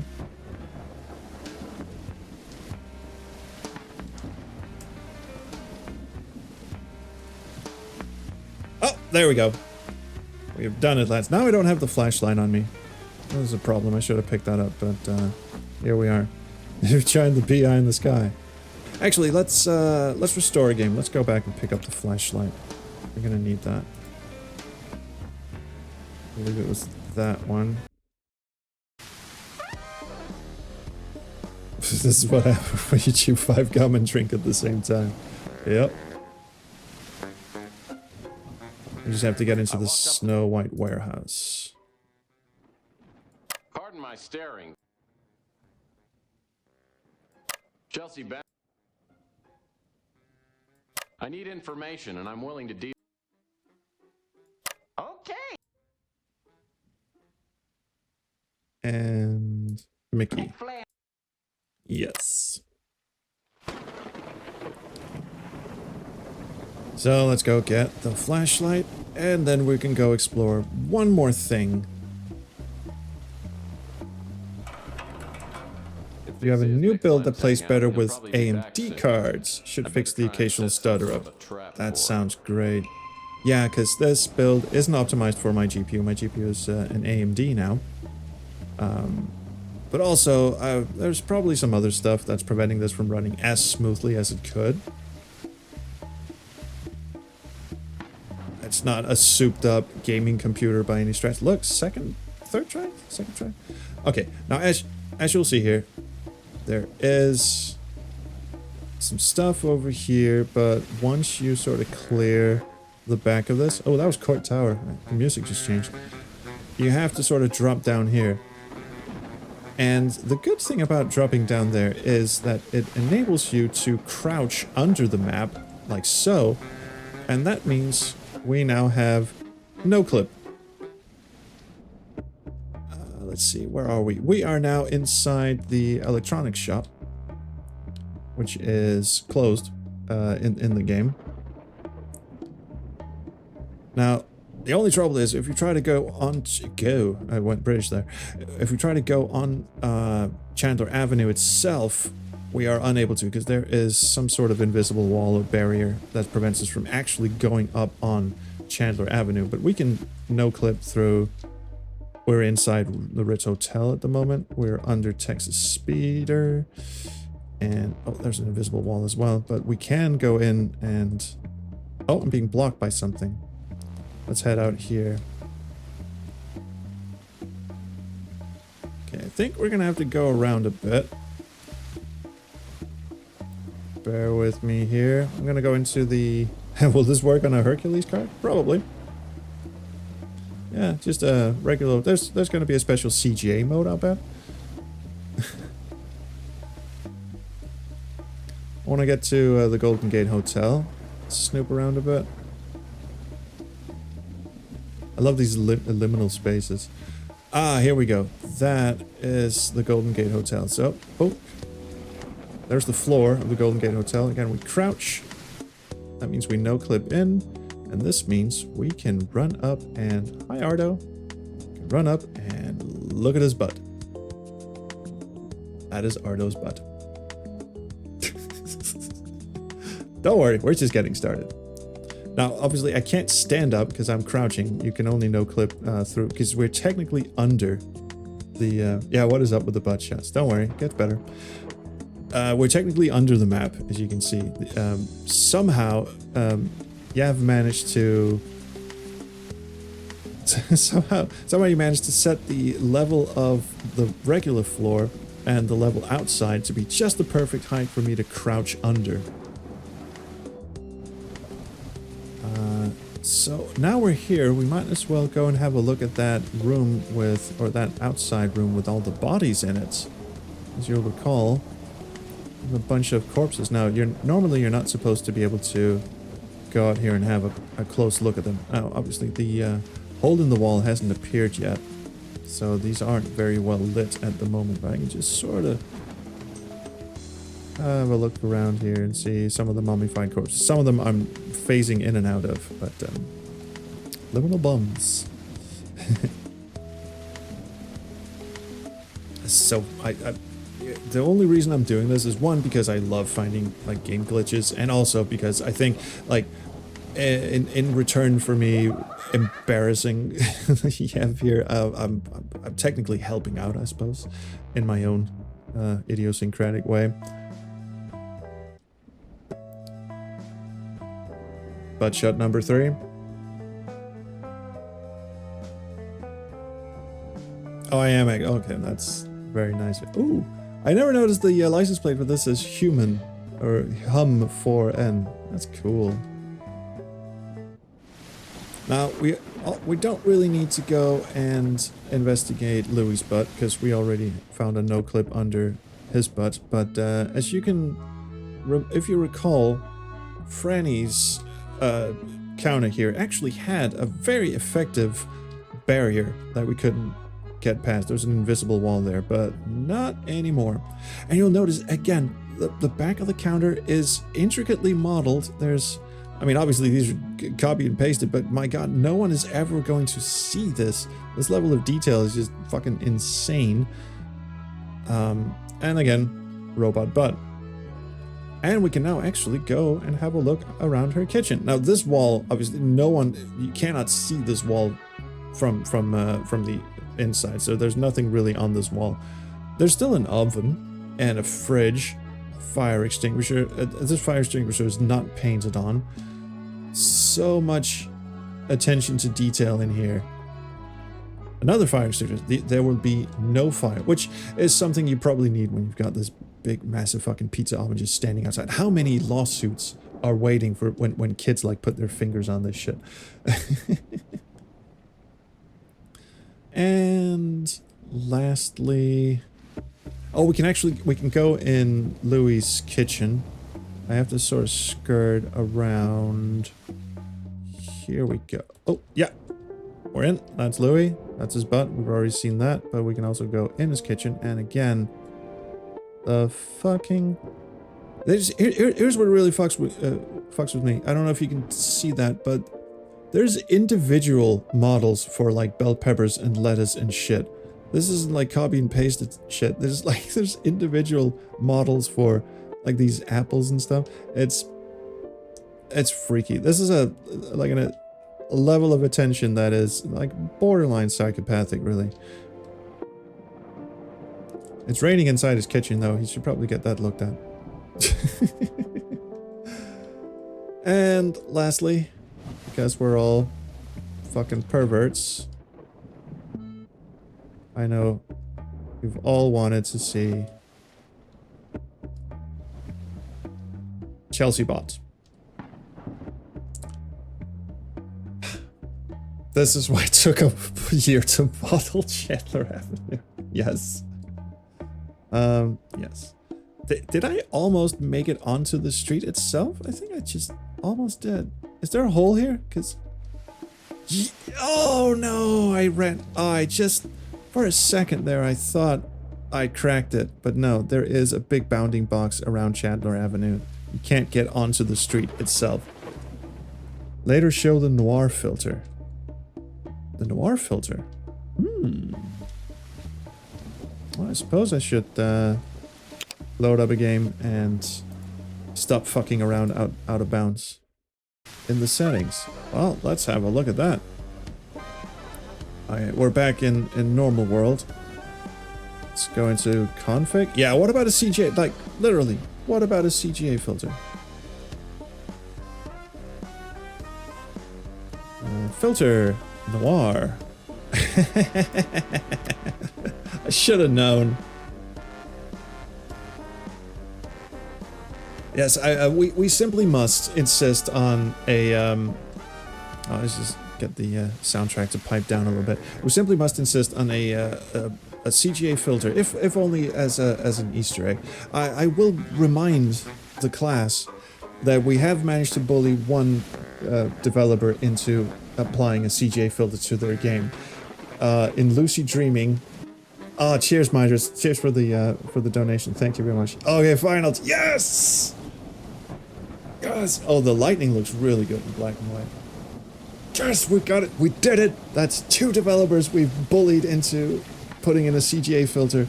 If you've ever played Lucid Dreaming, if you hold down the letters C, G, and A on your keyboard as you're playing, you will enable a CGA filter on top of it.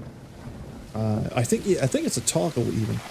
For best results, there's actually also an EGA filter, so if you hold down E, G, and A on your keyboard to switch on the 16 color filter, and then apply the CGA filter on top of that in Lucid Dreaming, you get like proper crisp CGA. Don't you have one of those overlay filter things we could see how it looks right now? Yeah, but it would it would just be an overlay, and it's a lot of effort.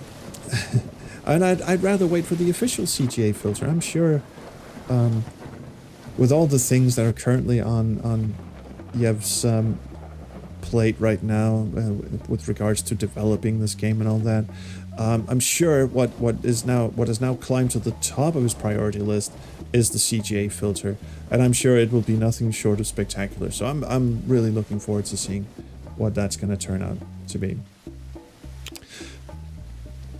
Alright, let's go back to the regular, and yeah, that I think is going to do it for our trip down Chandler Avenue. You have now seen the entirety of this alpha build, and I will now do so. By the way, the button is still called exit to DOS. I just want to point that out. It's still exit to DOS. You'll do the CGA before anything else. Thank you so much. Yes, I will exit to DOS. Now, I will also remind you, ladies and gentlemen, that the Kickstarter is still going. Fucking come on, stream. There you go, OBS. Add a lad. The Kickstarter is still going. Now, as you can see, okay, it's in Danish kroner, but there's a conversion there. It had a goal of 50,000. It has shot past all of those. Yes. Oh, Changs, he is like really into keeping shit from the original, so the exit to DOS will always be there. And also, I was asking about stuff like the sound effects, like especially the grinding sound effect of the GRS robot, you know, that little fucking eye that patrols the corridors of GRS. I was like, please don't change that sound effect. And it was like, nope, not doing it. And, you know, the fire escape has that really clanky 90s sound effect. And I was like, nope, we're not changing that. We're keeping all of the shit from the original. That's so good. Anyway, the reason I'm plugging the Kickstarter is, well, one, I'm excited about this. I was excited before he sent me the build, and I've been excited about this for a long time, ever since I heard that Matt Van Roon had found the original tapes and upscaled them. And, you know, the whole Pandora Directive remaster that was also in the work that's been upscaled to God knows what. So I've been really looking forward to this for a long time before I even knew that Yev existed. But the reason I'm plugging this is, even though it has shot past its goal, what I'm really hoping it'll do is get to, I think it's 300,000? Yeah, 300k, because then we get the Moonchild expansion. And fuck me, do I want the Moonchild space station to be expanded, because yeah, that needs to happen. So we have to get it to 300. Now, you notice I was a cheapskate. I only went for the 60, and that's because there's a blooper reel. But I really can't spare any more than that. But shit, you can get stuff like, you can get the complete digital tiers. You can get the remastered soundtrack. There's one down here where you can get, oh yeah, there's a physical box copy. Fuck, I want that, but I don't really have $130 lying around. But anyway, you can also have your mugshot in the crime computer, and where's the one with the 3D model? Yeah, you can be a mutant on Chandler Avenue for $2,000. I'm like, yeah. Oh, I forgot to show that, actually. I forgot to show. Can I show that? I'll probably show that. I don't know if it's gonna stay in the game, but I'm just gonna show this. Yeah. All right, we got Yav's permission. Let's do it. Okay, I'm just going to quickly run into the game as well, because one thing, it freaked me out the first time I saw it. Okay, let's load that up. Where are we here? Doesn't matter. All we have to do is get to the back of... Oh, it'll be there forever? Oh, shit. Alright, so we go back into the alley. This freaked me out. If you go over here, you probably didn't even see this when I was running around here, but if you look up, there's someone standing up there. It's a 3D model. He moves. He just sort of shuffles around. And if I go up here, he's actually staring at us. That is a model of Yav. That is a model of text says something about me. Oh, well, not at the moment, right? It feels like somebody's watching. Someone really weird. Is that a new line, or is that from the original? I can't remember. But anyway, yeah, that is the developer's thing. And apparently, that is from the original. Okay. Apparently, there's also a model. There's a plate with raw meat on it in there, and a bunch of packing boxes. And I really, really tried to get out of bounds and get in there, but you can't. The no-clip thing puts you under the map, remember, so you can't like stand up and climb into other rooms. So I couldn't get inside his room and have a quick look at his bum. But if I could, I would have. But yeah, but we can have a look at him from here. And he's just fucking staring. I don't know, does his head follow me if I go down? Yes, it does. Yes, his head is looking at us from every angle. Oh, that is so creepy. But yeah. It's just love boxes and meat. Yeah. Well, exit to DOS. So, hey, I hope we reach that 300k goal there. So how long have we been streaming for? Almost 2 hours. Do you think we can finish? Do you think we can finish 7th guest in that time? Oh, cheers. Pleasure is mine. Yeah, keep up the good work. God damn it. I want this to happen so bad. Well, now it will happen, but I've been calling you Yev all this time. It's actually Yuv. Shit, I'm so bad at remembering names. Sorry, man.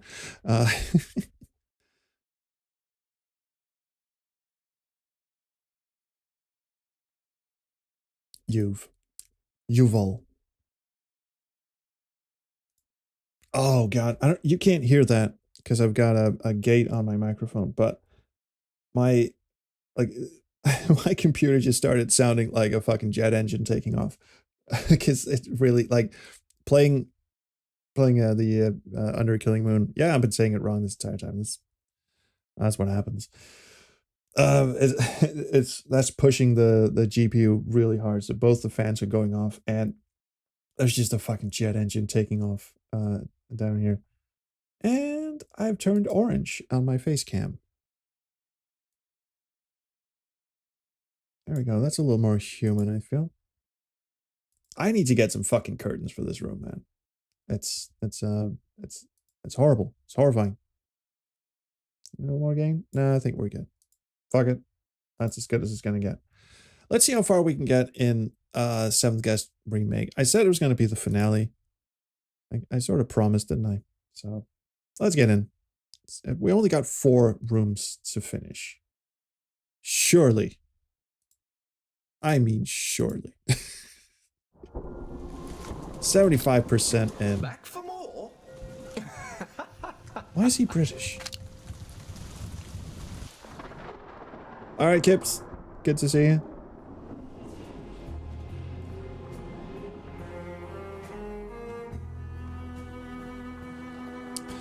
Alright. Where the fuck were we? Oh, well, first of all, let's just alt-tab out for a bit and just knock the volume down to thereabouts. And we're back. Okay, so where can we go? Storage room, we've done that. We can go... Stauf's bedroom. But is there some way we can go from like the underground workroom up to... No, there isn't.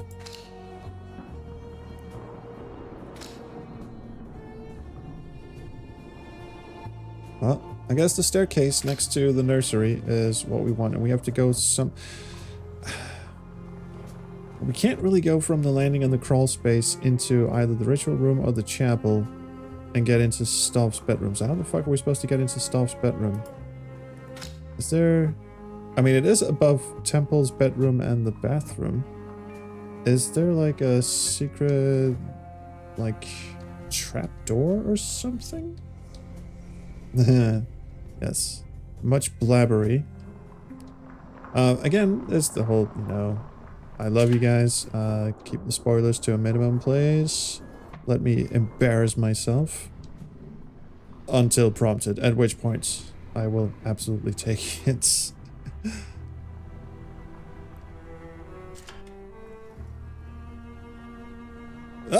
Oh, Game just kind of stumbled there for a second. Maybe this isn't optimized for AMD either. So is there some way we can get upstairs from here? At least we got rid of all the spiders, didn't we? Yeah, yes, we've done all this.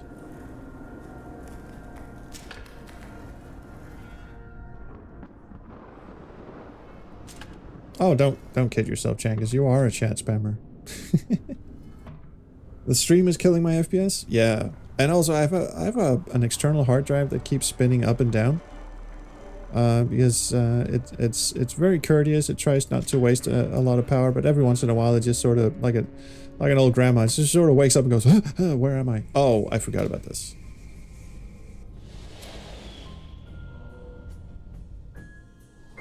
This is actually where we left the stream off last time. She did make a very good point. I'd rather be a drunk old hag than a tramp. What was it she said? Make SQH beg for hints. Yep, that is how this shit works. This is my last warning. The attic is strictly off limits. Oh. Don't let me catch anyone sticking their nose where it does not belong. Why would he record a vinyl record of this? Oh, hello. Oh. We have solved the foyer. Which means... so there was... Hello. Well, aren't you a happy-looking person? I like the other one better where he was showing off his dental work. Do you know what this means? This means we can actually go up and have a look at the... There was this puzzle in the clock. Yeah, it opens now. Fucking A. Oh, Mr. Stauf. Beg your pardon. And I have to put these fellas into... I'm assuming the locations in the house where they were killed. Could we open this, please? Oh, we have to... Do we have to flip the fucking... power mains again? I thought we did that. Oh, man, there's some... Oh, the FPS is killing us here. That's... Terribly sorry about that. Wait, I thought I did this. I thought I turned the power on here. Do I really have to do that again?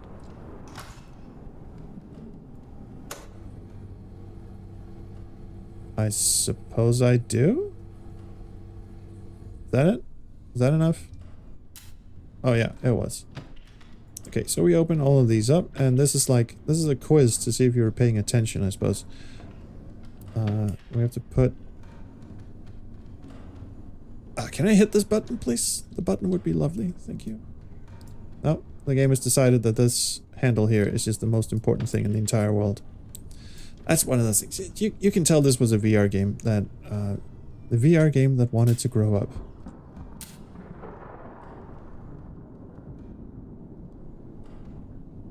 Because all these things you'd just be able to sort of grab at with your little VR glovies.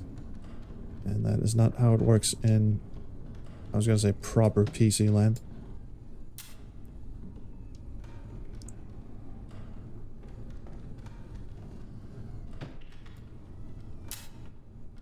So...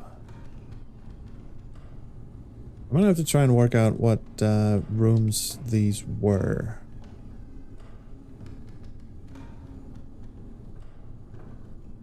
Hang on, what was the room down here?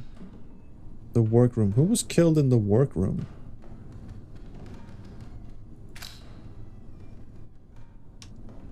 I don't recall any of that. Also, can I open? I feel like I'm missing something here.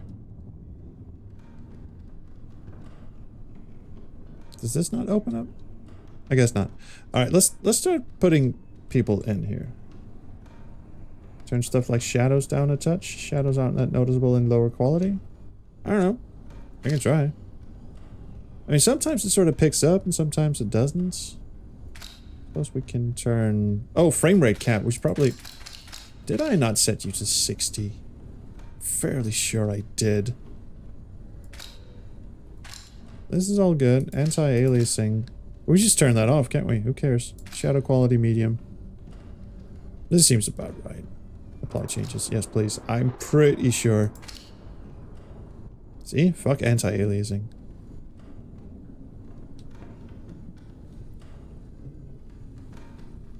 Yeah, I don't know. I never have anti-aliasing on when I'm doing, when I play Minecraft and stuff like that. It always just fucks with the frame rate for no goddamn reason. You don't need it. Frame rate still isn't like super smooth or anything, but it'll do. So, Martine was shot on the upstairs landing by Julia Heine. I refuse to pronounce it any other way. That's at the bottom of the stairs, and that's where she died. She fell down, you see. Let's see, who we got here? Eleanor. Eleanor hasn't bit it yet. She is killed. In the original, she sort of just turns into a wooden mannequin. She's not actually killed.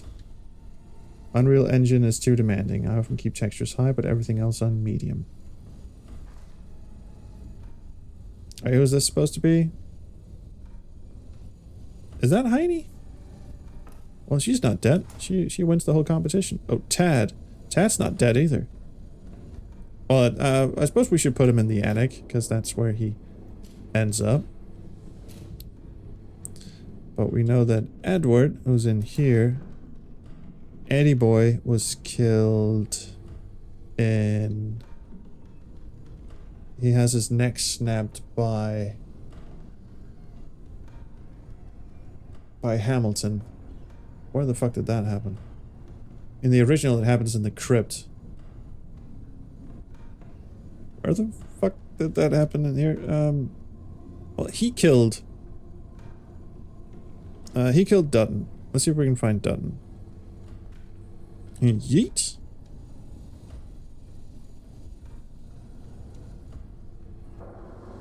We seem to be missing some of the guests too, don't we?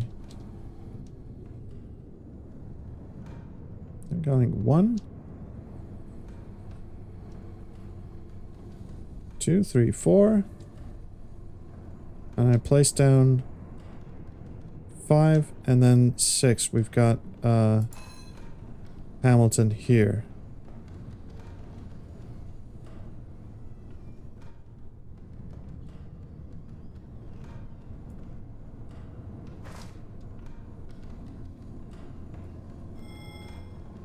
Alright, that made a noise.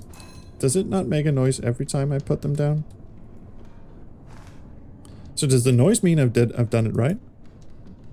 It must, because he's not making a noise anywhere else I put him. That kind of gives it away, doesn't it? Okay, well I guess we can just trial and error this bitch. And just start putting them down until they make a noise. Should have added zombies to this and renamed it Resident Evil 7th Guest. Oh, so I guess that's not it. I guess that's not it. I'm just trial and error this.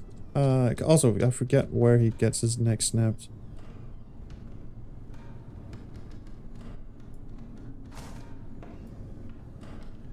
Oh, so someone gets killed on the altar and also on the side. Do you know, I think the ritual room, the altar, that's Tad.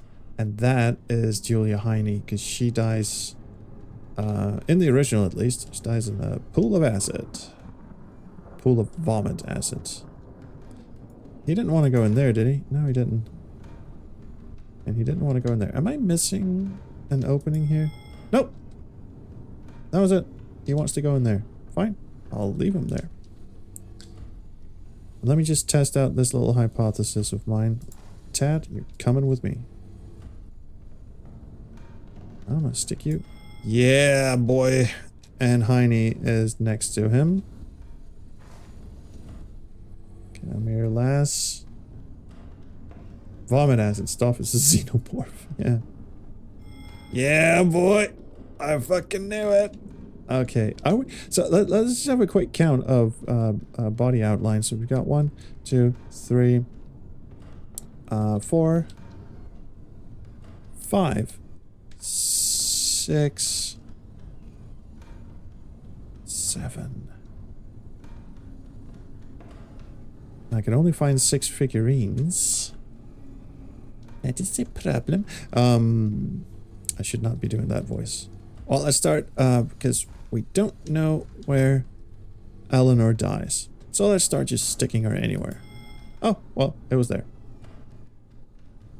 This still means that we are 1 figurine short. Why can I not crouch anymore? Oh, now I can. Down here.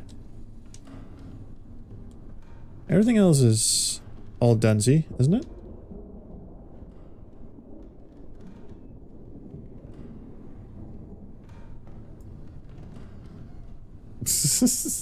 There's 7th guest? Yeah, I know. It's weird, isn't it? It's almost like they named the game after it.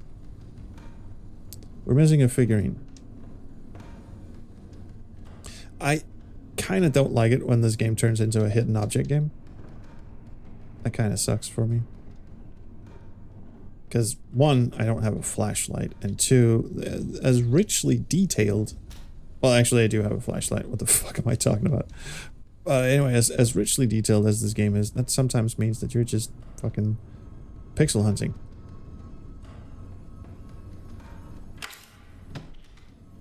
Oh! Since when was this on? Well, there's Dutton. And a bunch of balls. This must be Dutton's balls. Anything in here I should fuck with? Hello. How's everyone doing? Oh, they missed a trick, didn't they? You should have 2 skulls. And then on the shelf under it, 2 stones. The rest is just icing. Dutton, could you piss off for a moment? I'm getting paid. Daddy's getting paid.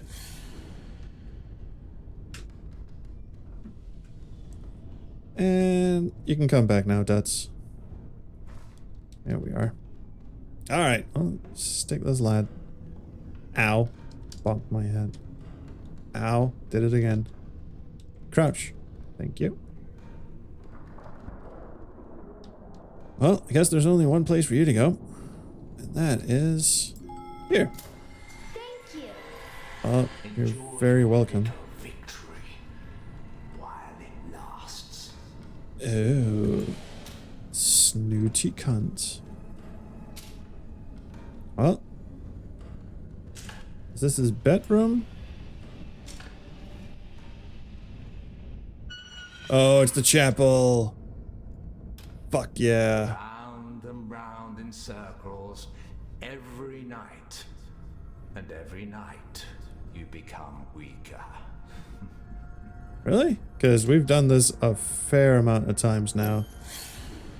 Yeah, chapel time. Yeah, get fucked, Tad.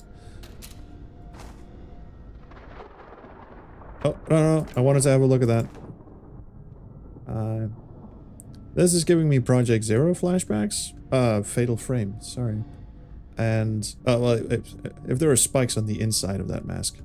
And it's also giving me Slipknot vibes, but that's neither here nor there. Let's have a look around. There's the mirror that we will eventually be looking. Oh, hey, speeder. So many speeders. I'll bet they just put these in for arachnophobes to get all freaked out. Because speeders don't make this noise.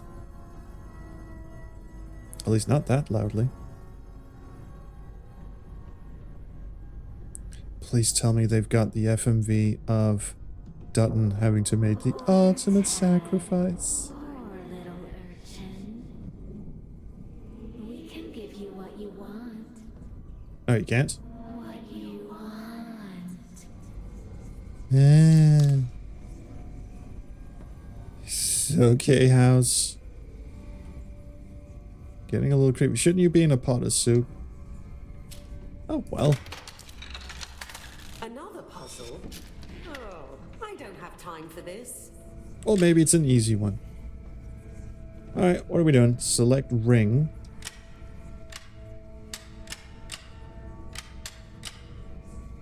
Raise and lower. Crank. Oh, we're building something.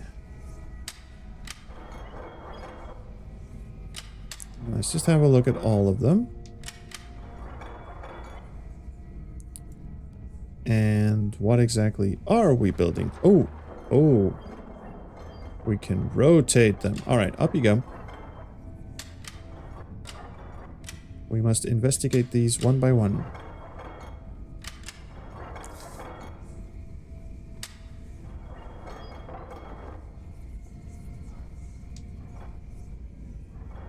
All right, it sort of snaps into place. It's, we're definitely building some sort of image here. Let's lower this one and see.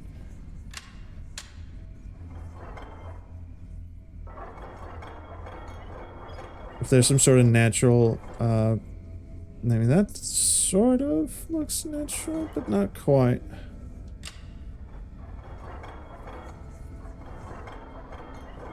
I'm thinking maybe there needs to be some overlap, or maybe that's close enough. I'm making a pentagram, aren't I? Yeah, I am.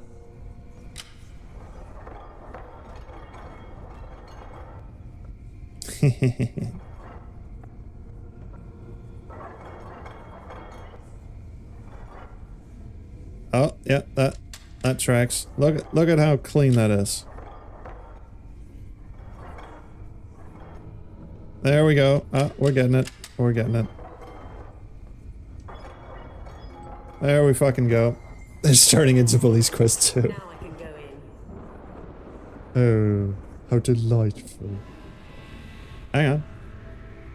Yes. This final sacrifice must come from you. Go on, Duts. Oh, Mr. Stauf! Please, not in there! There's something terrible on the other side! Yes, bad acting. The other side is all you think about. Get in, you little brat.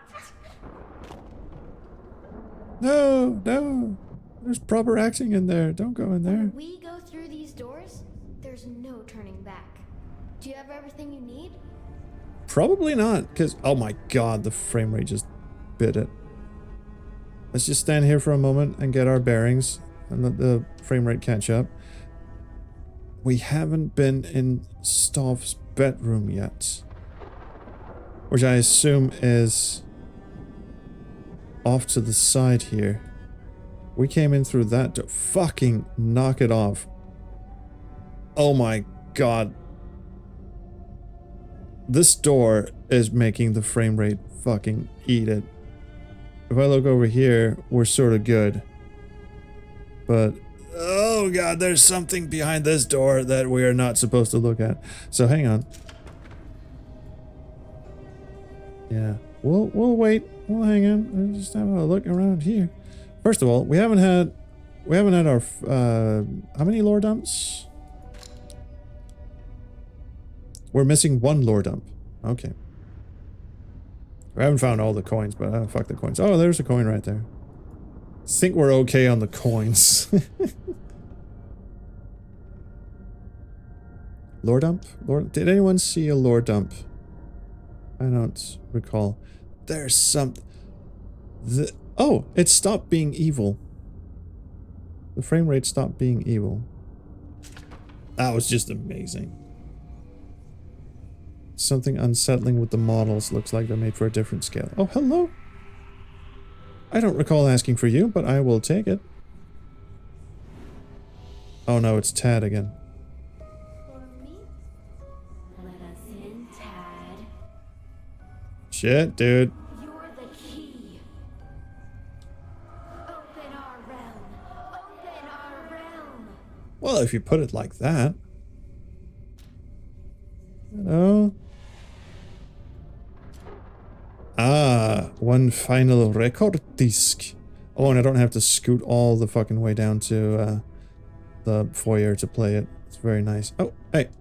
I know this is no way to handle a vinyl record. Imagine the guy walking up to Stauf, handing him a bunch of coins, and Stauf just goes, "Curses!" and vanishes in a puff of smoke. Actually, a piff of smoke. I like the piff of smoke better. My dear young one, Hello, Tad. come to my house.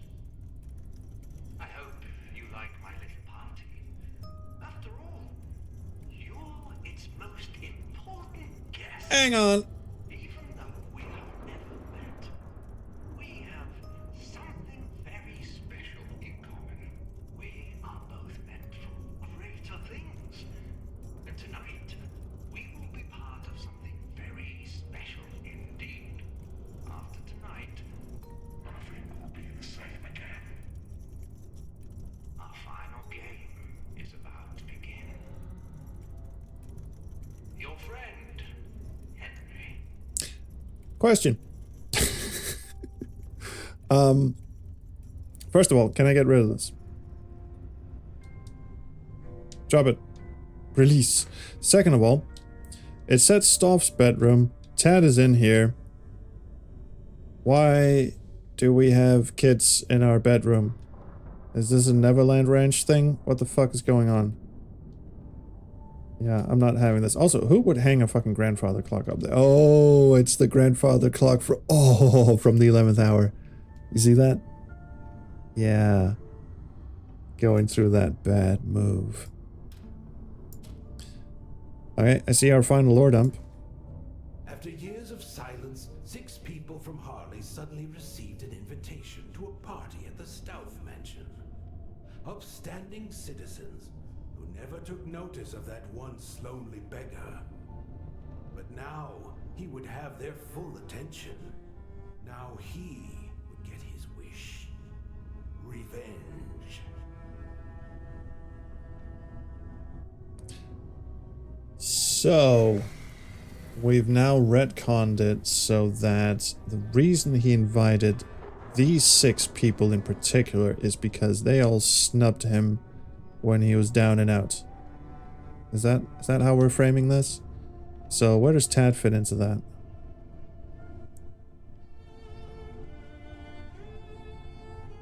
Why Tad? Because in the original, Tad is just dared to go in here at the behest of his asshole friends.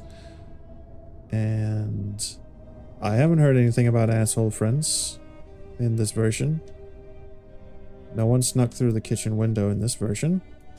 So Tad was very... Because that was a bit of a plot hole in the original, I feel, is how did Stauf know that Tad was going to break into the mansion on the night when it happened? Like, he was absolutely banking on this kid showing up to feed to his house. All 6 guests had to fight over the soul of this 7th dude, who was apparently the last soul that the house needed to do something. It's not entirely clear what that would do, but Tad calls Stauf's doll ugly and he never got over it. Do they plan on remaking 11th Hour next? I fucking hope not. That would be shit, because the 11th Hour is not a good sequel. And I say this with the greatest of reverence for you know, the people who made it, whom I've some of them I've been lucky enough to meet in person and have a beer with. That was fun, by the way.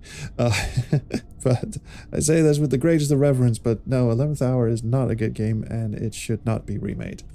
A remaster would be fun if someone could dig up the original movie.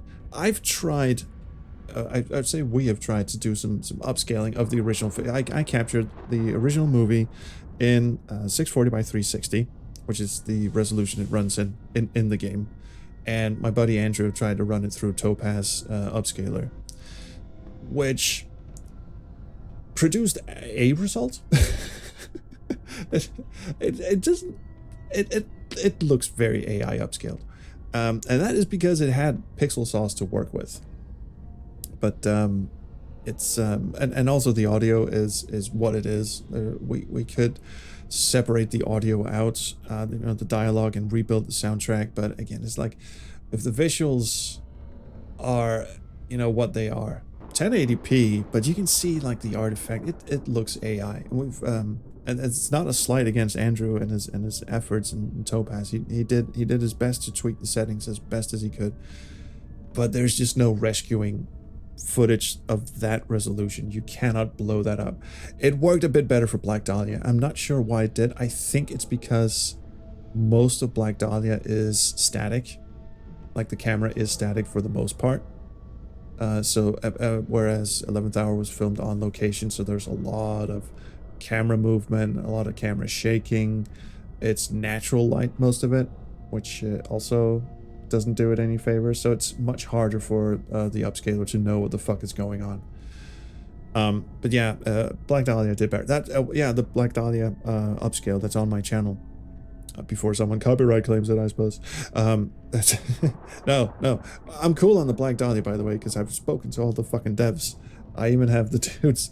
I even have the director's t-shirt, no sweatshirt in my closet over there.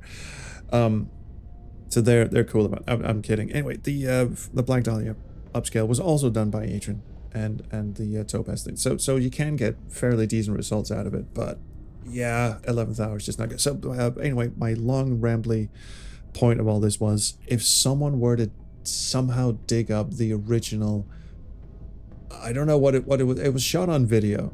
I know that 11th Hour was shot on video, so I'm pretty sure it was. Might even have been shot on movie, but I'm pretty sure it was shot on video. Although in the behind the scenes, you can see them move these giant cameras around on dollies, so maybe it was shot on film. God, I hope not. Anyway, somewhere out there are DV tapes or even a VHS copy of the whole thing in at least like 480 resolution, maybe, or 240 resolution. Who knows? But the person you would imagine who had that, the original stuff, is Rob Landeros, the guy who is now in charge of Trilobite and was one of the original co-founders. And I asked him, and he is good buddies with David Wheeler, who was the director of 11th Hour. None of them have the original footage. It does not exist, in their hands at least. And I talked to Graham Devine about it, and he was like, yeah, well, Trilobite never really kept stuff. Like, they never really kept backups and shit, because they were like, who gives a fuck? It's like, we're sort of, I don't know if it's like we're not above it or anything, but it's like, who needs this shit? And the editor for the game, I believe, was David Wheeler.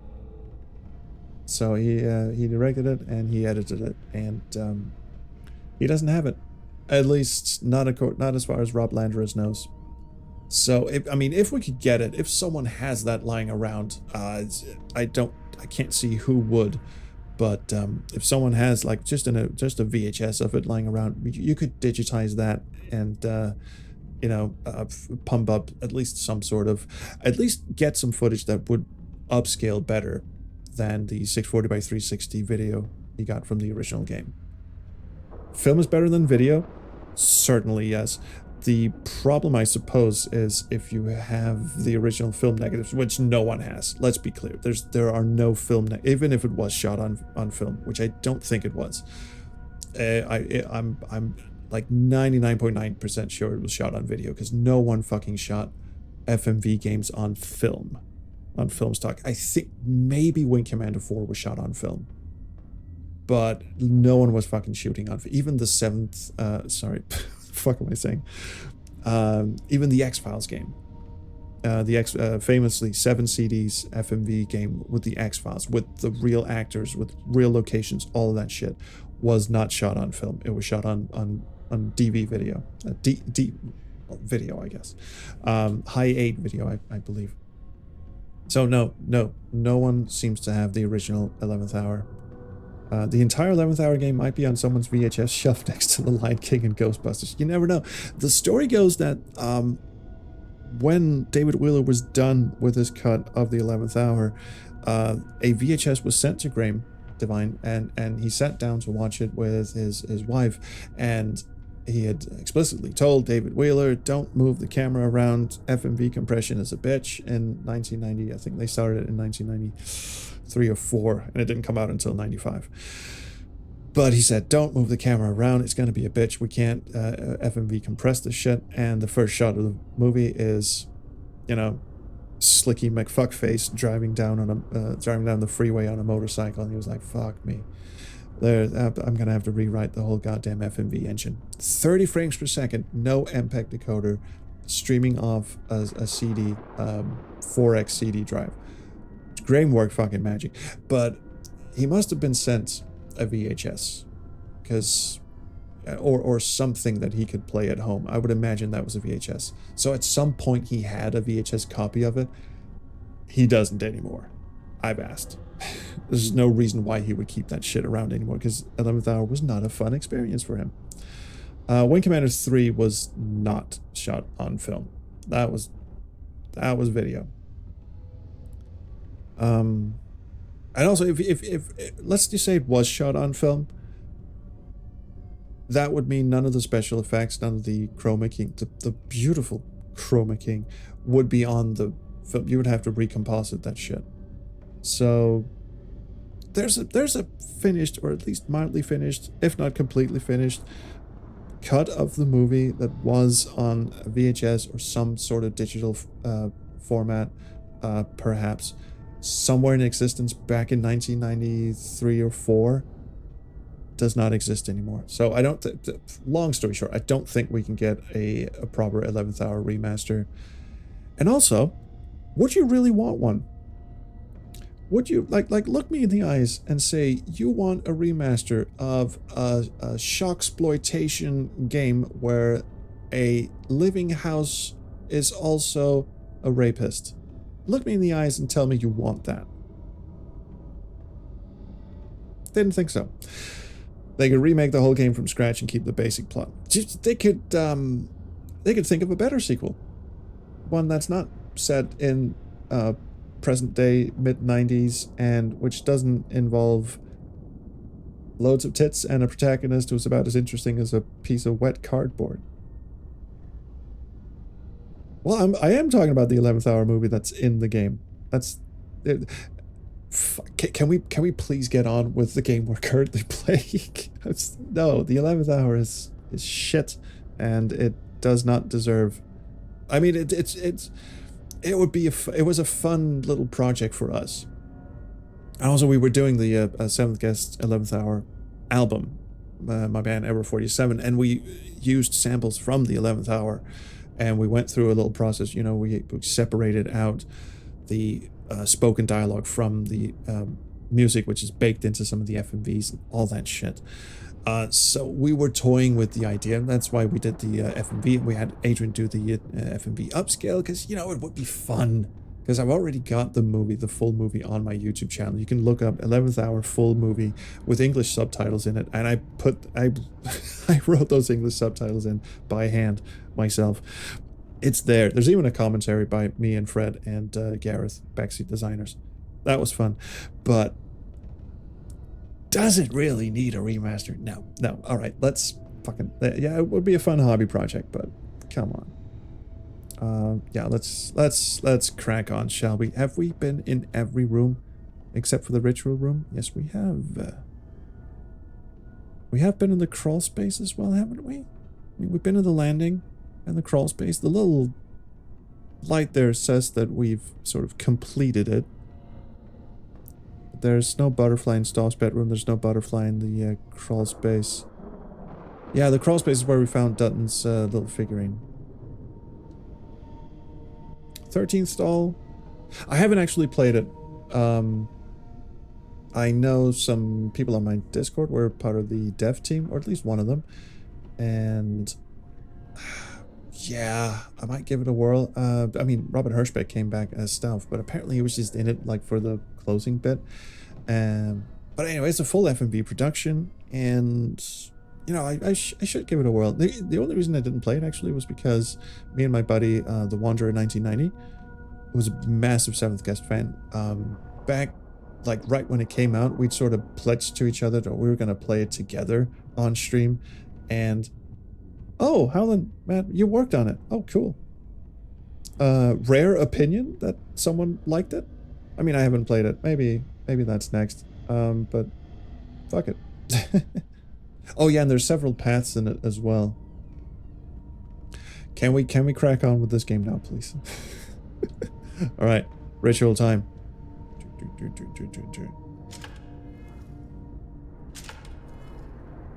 Let's ritual, bitch. All this has happened before. No shit. I couldn't confront the toy maker. I panicked and the other children pulled me away.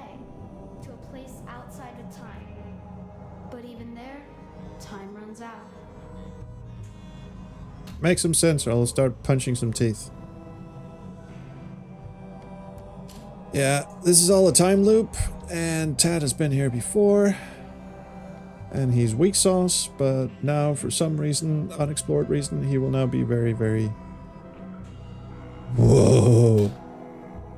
That's a doll of me? No shit. Oh, he's chained up and everything. Might be able to stop this horrible curse. You say let's. You say let's, but you just want me to do it, don't you? Why is this glowing? Oh.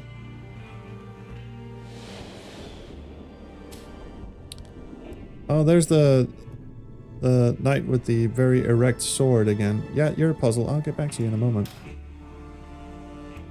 What? Is that something? No, it isn't. No, it isn't. Okay, so in this game, he's too powerful. He must be tied up.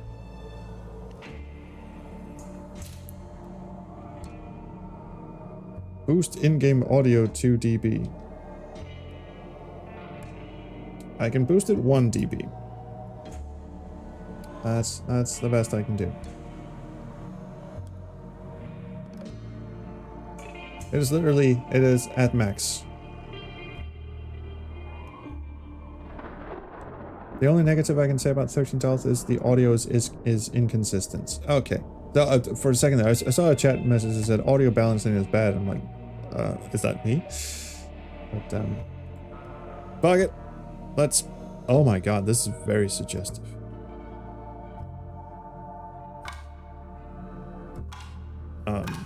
Are we sure this is for children? It says move night. Oh, you shit biscuit. Wait a minute. Is this... Was that it? That was barely even a puzzle. I suppose they just want to keep shit moving now you've finally gotten to the ritual room and all that, but... Dear me. Great, my nose is back. But my face, it's still a mess. Can you push all the pieces in? Fucking lift a finger, my dear. Oh, good. Wait, all of them? Do I just... Oh. Oh, no. This is the coffin puzzle. This is the coffin puzzle again. Don't you fucking do this to me. This is the coffin puzzle. This is exactly the coffin puzzle. 1, 2, 3, 4, 5, 6, 7, 8, 9. This is the coffin puzzle. Alright, can I brute force this? Science says... Science says no, I think. Oh, wait. Yeah, I did it. I did it. Fuck yeah. It will always be the coffin puzzle to me. Hey, Tad. You're a real boy now. Only together can we stop him. And we must stop him now. Are we in a rush? Okay, you fluttering little fuck. Let's do it.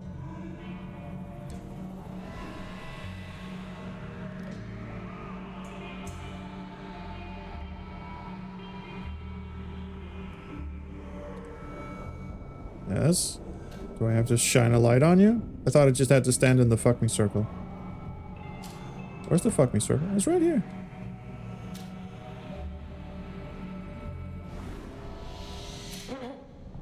Mr. Stauf, I have your boy. I beg your pardon? Shall I tell you my wish? Your wish, but of course. I wish to be young again, to know everything that I know now, but without the wrinkles and the backaches. Just start over. That is a look. Things would be so different. Wait, is that a looping animation? Is he just looping?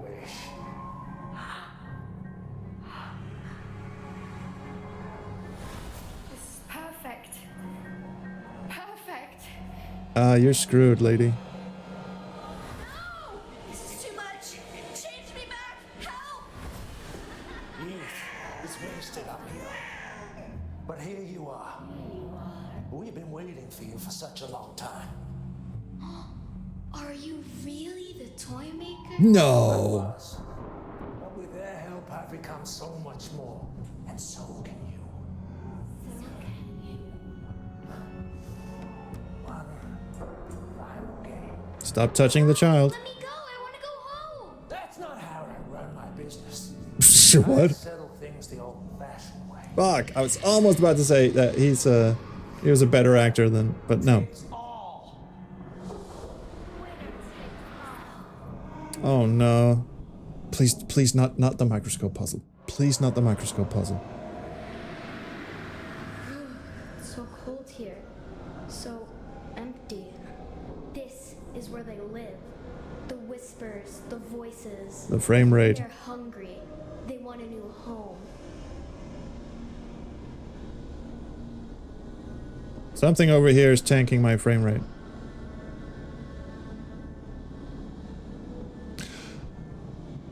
No. This is the crypt puzzle.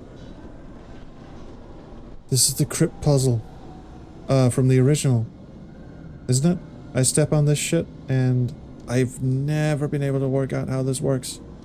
That pool feels really bad. Be careful. Oh, I thought bricks were about to fall out from under me. We're not in the house anymore. No, I get that. Well, shut up, Ted. I'm having a look around.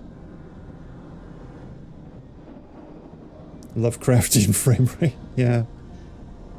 It's the microscope puzzle in first person. I'll bet they would totally do that. What is this? Ah, this fucking shit. My computer is supposed to be able to handle this. There's something up there. Let's see. You know, when I want your opinion, I'll fucking ask. His final game has not begun yet. Shut up. I'm gonna lob this fucking skull at you. Can I lob this fucking skull at you? No. Wait, where's one of those little figurines? I could lob those. Oh dear. Yeah, I see it. I see it. This is that's the play also. Fucking Christ, the frame rate. RIP frame rate. Okay, what do you got for us? Oh, the voices. Welcome to my greatest game. You might want me to explain the rules to this game, but I don't think I will. No, why start now?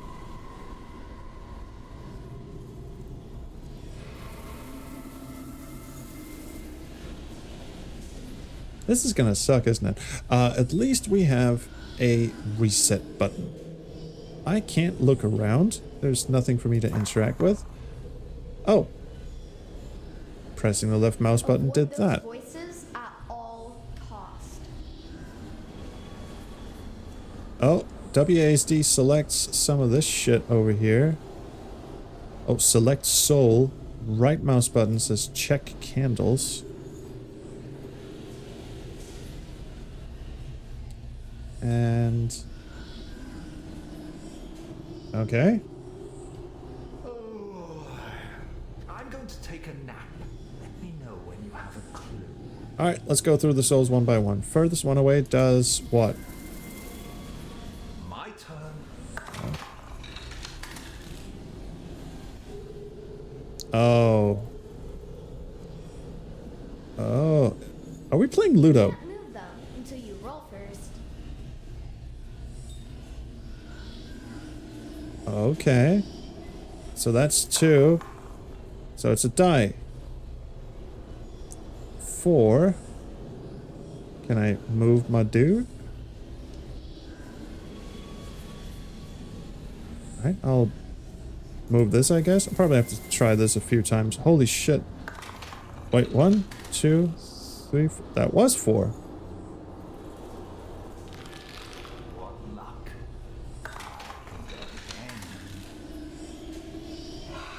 That wasn't part of the deal. I think you kind of did that to yourself. I'm not entirely sure what's going on here. I think we're playing some sort of Ludo. I can't select any... oh, but I can reset. That's fun. Wait, right mouse button sort of went down here. Can I go back up? I can't see a fucking thing. Thank you. That wasn't part of the deal. I haven't done anything. Well, let's get some more dudes on the board.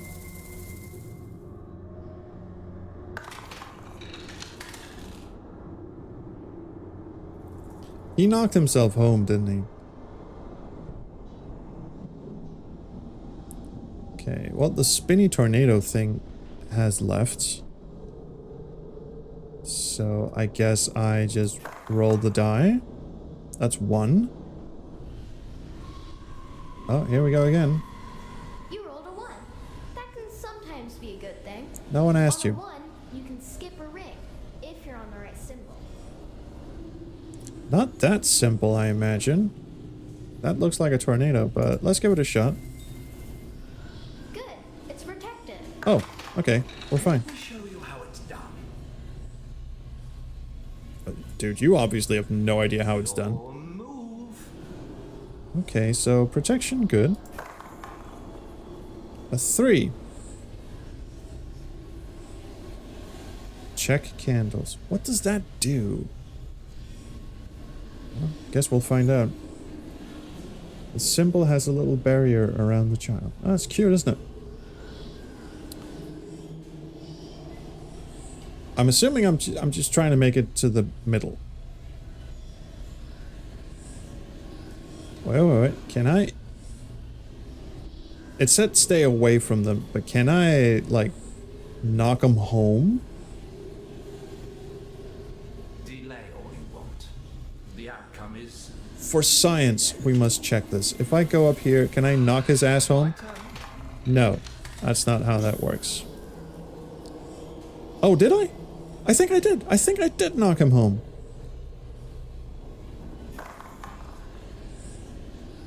That's a 4. Yeah, I did.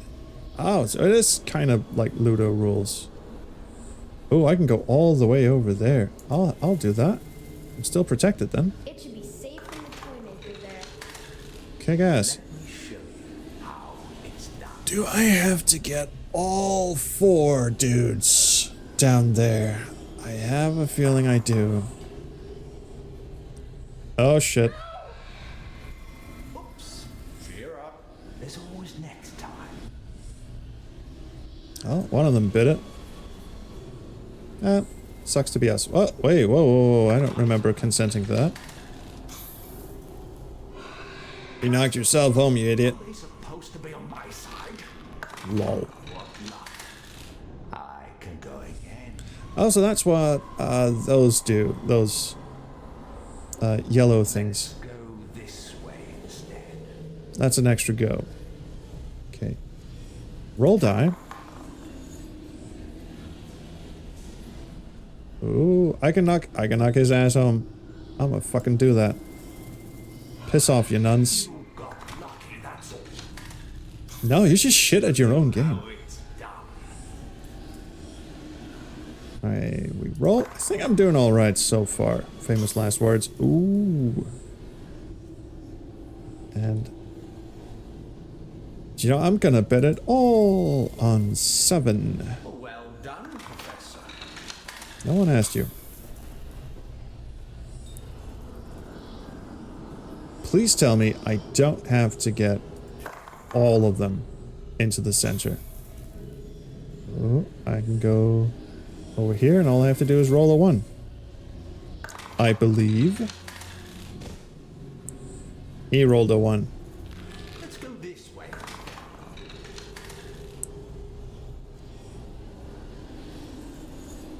Ooh, shit. 3.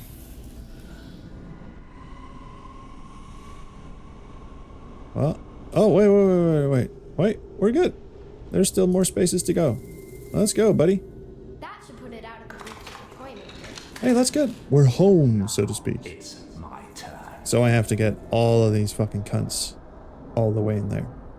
Fair enough. I'm starting to see what we're doing here. The blood of the 7th guest. Yes. Woohoo! Wait. That's 1 soul saved. We need to save 2 more. 2 more. Okay, cheerio. So we can always kill one. That's fine. I'm starting to wonder if there is a fail state to this. Well, let's get you out, Jiminy Jimbo. Let me show you how it's done. 7th guess the party game. Yeah, I know. This is actually sort of fun. I'm gonna bite my words in a minute. Or this is called eating my words, isn't it? Second language and all that. This shuriken over here, is that a protection against something? Now it's my turn. You don't have to announce when it's your turn. I think we know. Nothing can touch this one. Wayward comma. 1. I'll get one of my other guys out.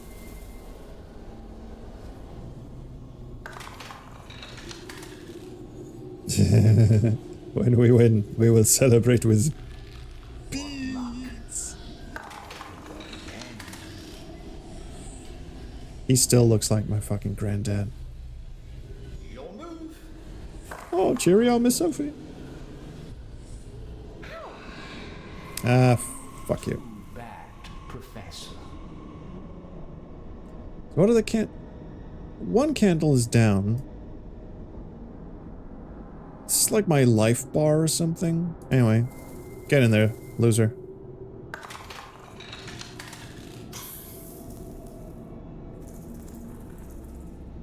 What is he up to, that one? The one in the middle there. Oh well, we got a protection here.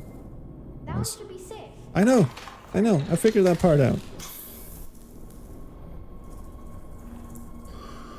Oh.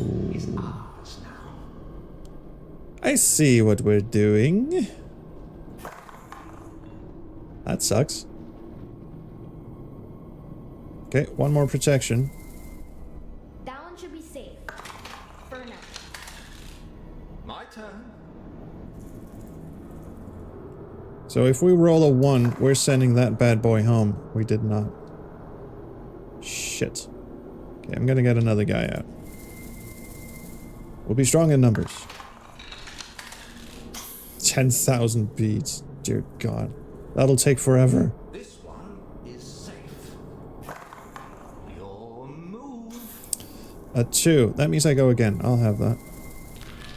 We get another turn. Finally. A 1. Yeah. Settle down.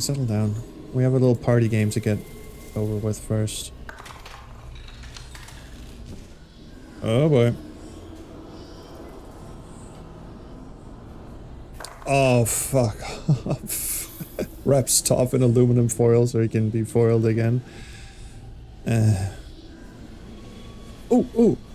Can knock this asshole back to where he came from. Yeah. Let's get moving.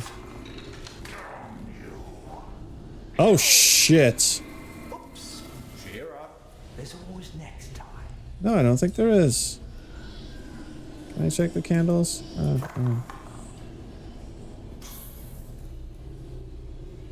Son of a bitch. Wait, why could he change directions is what I'm wondering. Anyway. Get another guy out. Well done, Professor. Beg your pardon? Professor? What the fuck are you talking about?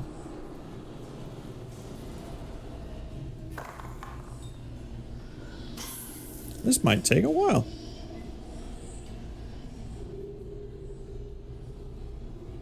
Oh, protection. I'll have that. Good. It's protected. Wait, does that... No, it's protected. You can fuck off.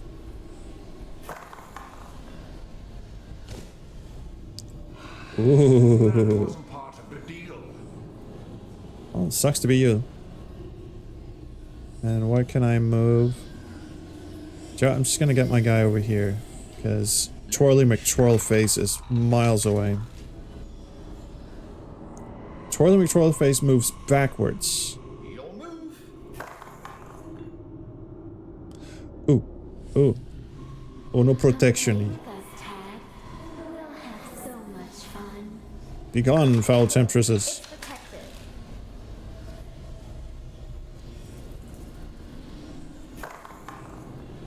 There had to be one AI puzzle. I'm just glad it's not the fucking microscope puzzle again. Ooh, get to go again. We get another turn. 2. No! Fuck you. Cheer up. There's always next time. Well, that sucks. That was pointless. I beg your pardon? Now it's my turn. And now it's your turn. Yeah, I know how this works now. Ooh, I can knock his ass home. Fuck off, kid. Stage is mine. What a lovely singing voice he must have.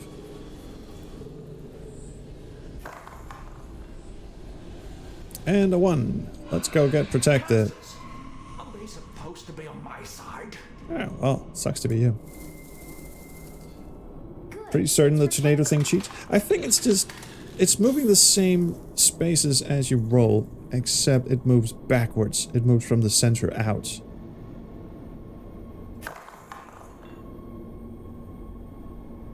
Oh, oh, another protection. I will have that. It should be safe from the toy maker there. It's not really the toy maker we have to worry about, is it? Another turn? Don't mind if I do. Looking at the clock over here. Don't mind if I do. Oh, you can't cheat your way past this one either.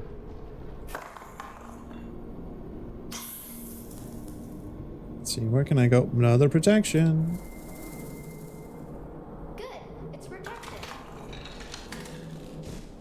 I mean, this isn't terrible or anything. This is actually semi-fun, but I get a feeling that this could either be over in 5 minutes or take a really, really long time. I am not doing that. I'm getting another guy out. Well done, Professor. Who fucking asked you?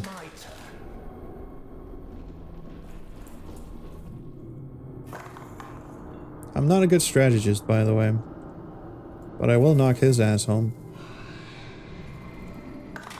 Please don't let the fart tornado show up. The fart tornado showed up. No one invited you guys. Please tell me I can get in the— Fuck you! I was this close.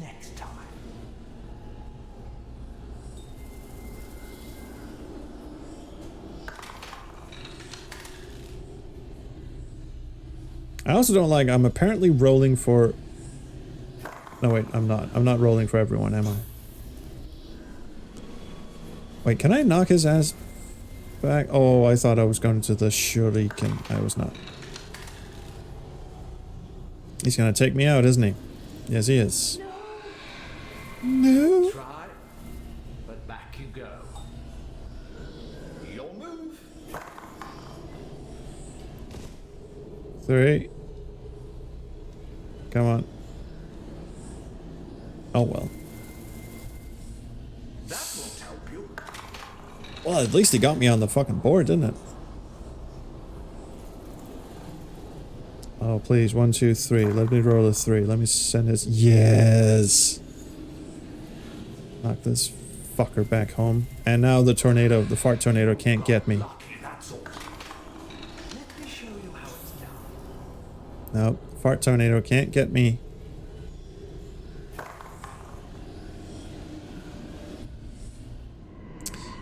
It is dangerous, but I think I'll just push forward this guy. I'm just gonna try and get that dude home as much as possible.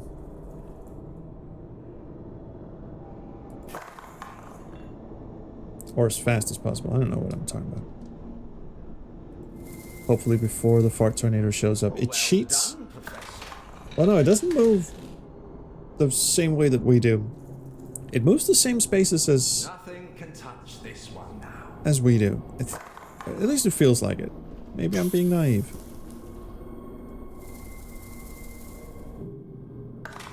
Come on, you can do it. You can do it. No fart tornadoes, please. No fart tornadoes. Yes, yes, this is good shit.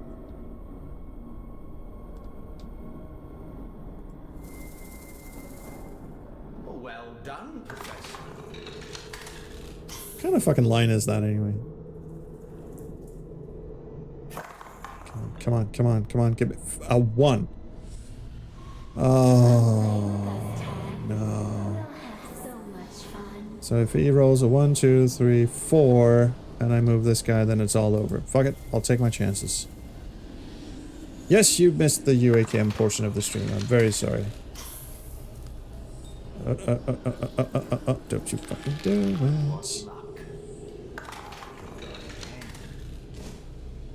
No. Be gone. Save some time here. Oh, he cheats. Stauf cheats. Stauf can skip. Yes. Yes, he missed me. Let's fucking go. Now the tornado cloud is not going to get anywhere near me. It's the tornado cloud moves the opposite way. But yes, Stauf cheats. 1. Ooh. That looks good.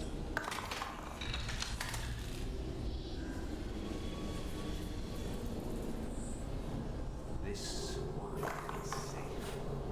And a 1. I'm this fucking close. Don't shit this up for me.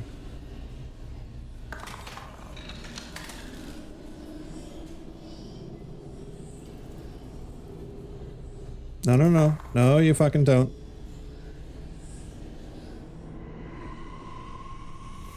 Oh, that's 1 more soul down.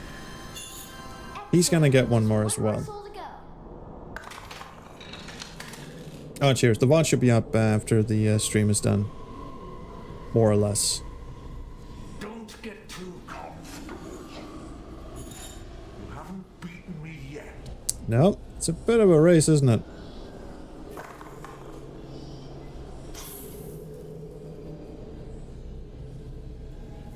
Out you go. What is with the candles anyway? What does that tell me? I think I'm doing fine without the candles. I need to get rid of that shit going on over there.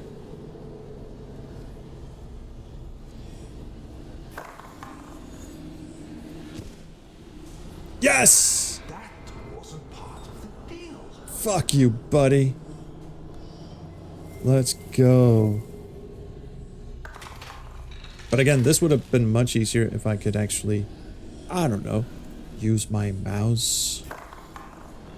2? No, don't you fucking do it. Oops. Cheer up. There's always next time. So what do the candles think? Because I saw one of the candles go up and down. Not sure what the candles do. Doesn't seem to matter much. Fuck off! Piss on him. Do they do that? That's just a very excellent question. That will hopefully never be answered.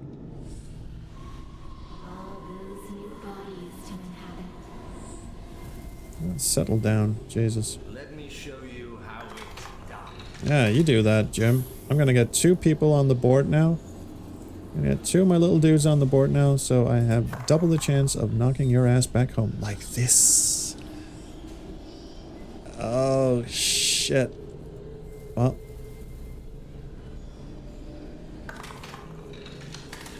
Oh, boy.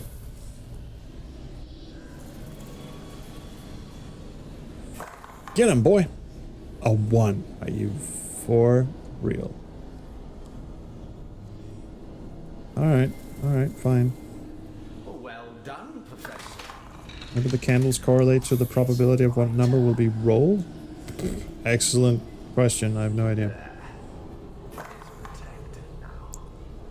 I'm kind of hoping that something will happen, because he's gonna get his guy in the center now, isn't he? There's not really much I can do about that. Fucking cheat. You can skip to the inside with a 1. Okay, well that's good to know. I'm on his ass now. Oh, he's gonna skip, isn't he? Can he skip inside then? Yes, he can. So that's what the 1 does. Okay, that sucks.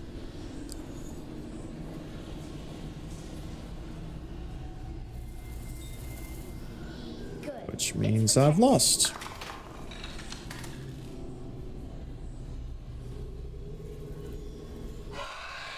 Yep, I lost.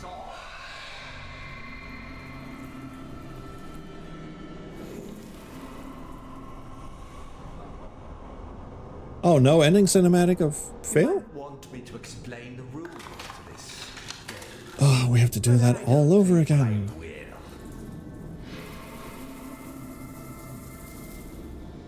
You have no recollection of this in 7th Guest. No, I can understand that. I can remember we'd copied, totally legit copy of this, and CD4 did not work. Well, that might have been the problem. You weren't playing the 7th Guest then, because the 7th Guest came on 2 CDs, not 4.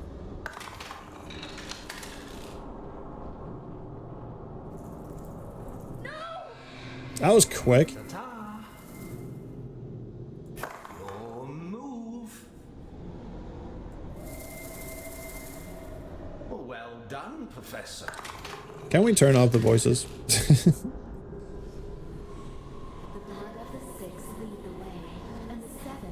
Nice typo.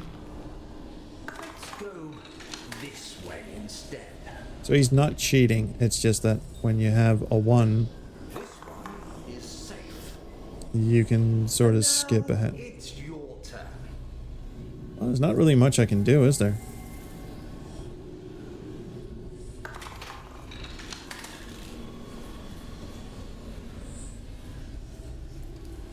Notches with the numbers over the candles. Oh, I see that. Yeah.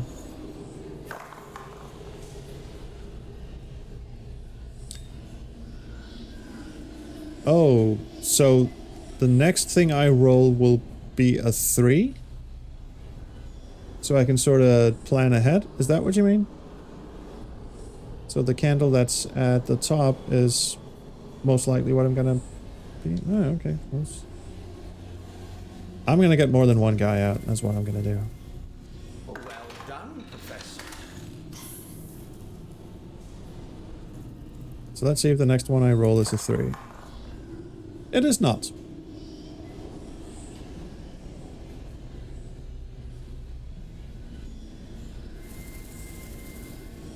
Let me show you how it's done.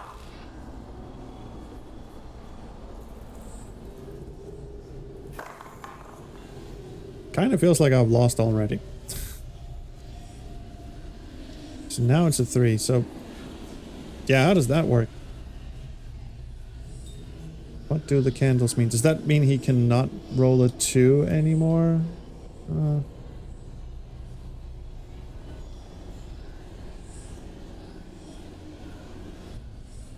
You are wandering round like a Could you shut up for a moment? I'm trying to play. body, come to think.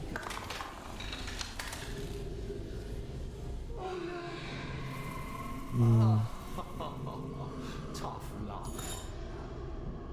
That soul is ours now. It says I can reset. Let me just do that. Forget to breathe. The stage is set.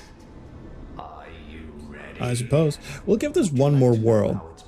Because, I mean, I have to get to bed soon, and this is apparently going to take quite a long time.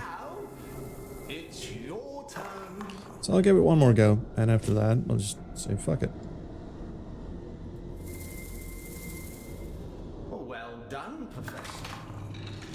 My turn.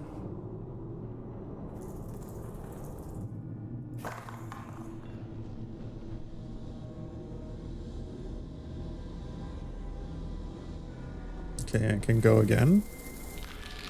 Great, an extra roll.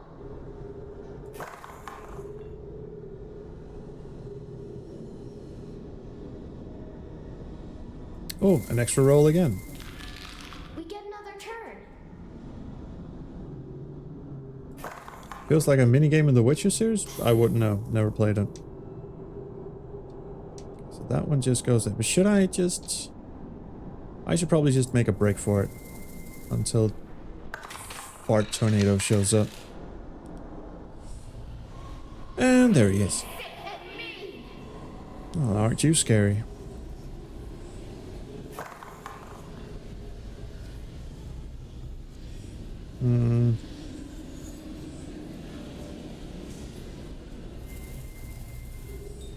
Let me show you how it's done. But can I influence the... First of all, I can't check the candles now. All I can do is roll the die.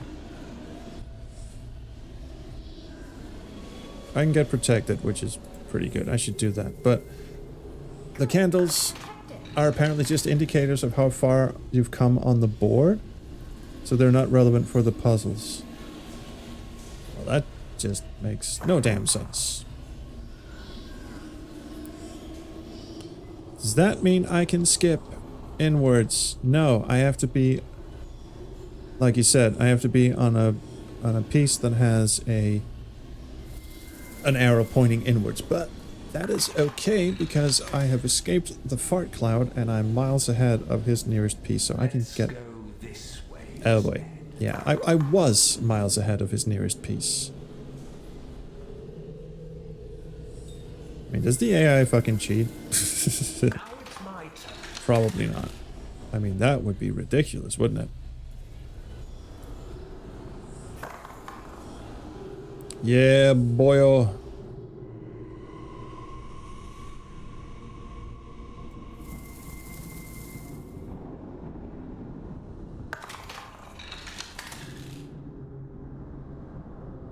I've never played Chutes and Ladders either. They indicate if you've completed a path.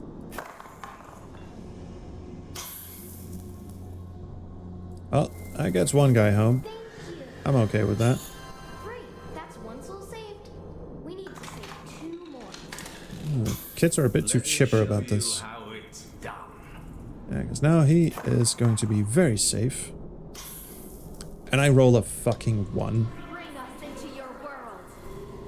Could you shut up for a moment? Can't make a move. Really? Well, what are you waiting for? You made... Excellent. Wait, Just what? 1 more soul to go. Wait, what? What the fuck just happened? Don't cheer too early. Tables can turn in the blink of an eye. Why couldn't he move? And why was my soul saved? Yes, confused screaming.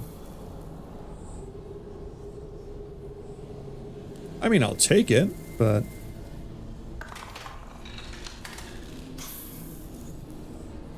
Is this one of those things where either the lock draw or the AI dumps itself down the more times I reset and lose and shit? Because I'll take it. Nothing can touch this one. This would be fun in multiplayer. I can see this. This would be a fun little party game for, you know, for the SCH Discord. Like, oh hey, should we play the Stauf minigame? Yeah, sure. I was about to like touch base with the tornado thing there, and oh, you rotten shit! Too bad, Professor. Stop calling me Professor. What the fuck is this?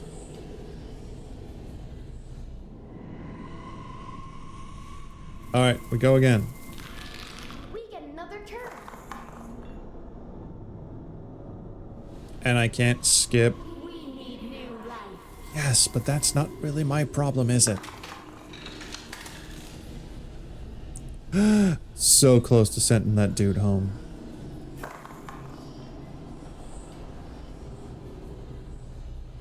How far can I get? Oh, I got another turn. Yes, I'll have that. Thank you very much. Great, an extra roll. This is a surprise reveal. This is just another entry in the Professor Layton series. Fuck. 2. I'm protected. I'll take it. It should be safe from the toy maker there. And his little fart cloud. Yeah, I'm safe from the fart cloud now. I'm good. I'm golden. As golden as I can be, anyway. Because the fart cloud does not cheat, as far as I know. Well done, Professor. Stop talking to me.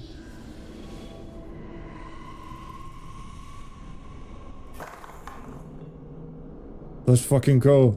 Let's go, Bessie. Bessie and me are pals. Turns out Stauf is actually Dr. Brain. It's kind of interesting you say that, because the Dr. Brain games were essentially a, hey, let's do Seventh Guest. And Lighthouse was, hey, let's do Mist. And I think I've just about cracked it. Well done, Professor. No one asked you. Yeah, you get a soul. That's fine. You get a soul. No, no. Are you for real? Are you for real? Oh, you turd. There's always next time. You turd. It's protected. Don't do this to me. Come on, eat him. Now it's my turn. He's still one soul behind me, isn't he? Nothing can touch this one now. I only get a Your 2? turn, Professor. Why do I only get a 2?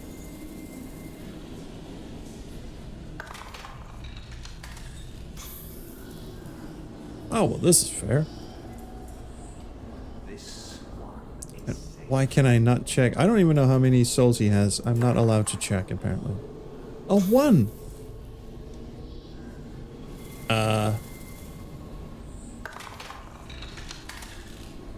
Oh well, he gets his soul in. That's... What? Or not. It's your turn. Why doesn't he just go into the thing? Oh, fucking Christ. Good. It's protected.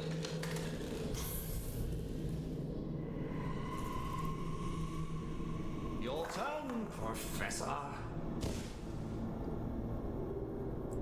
Get another go. Great. An extra roll. Oh, 1. Oh, wait, I can cheat. I can cheat. Feel your fear. It says I can cheat. Come on. Do I just click this? No, I do not.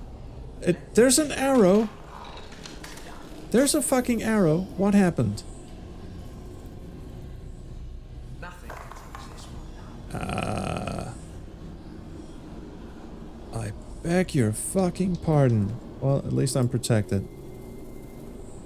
It should be safe from the toymaker. There's an arrow going in. I should have been able to shortcut there.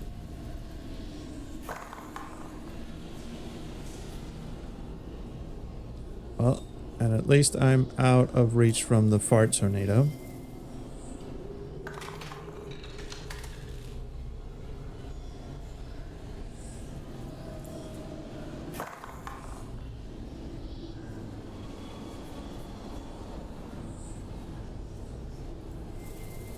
Well, I guess all we can do is just hope we get somewhere.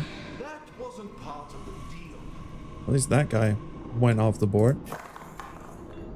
A 2? I guess it's better than nothing. Why did that one soul just lift up? He just levitated for a bit there. Yeah, you're fine, you're fine. Come on.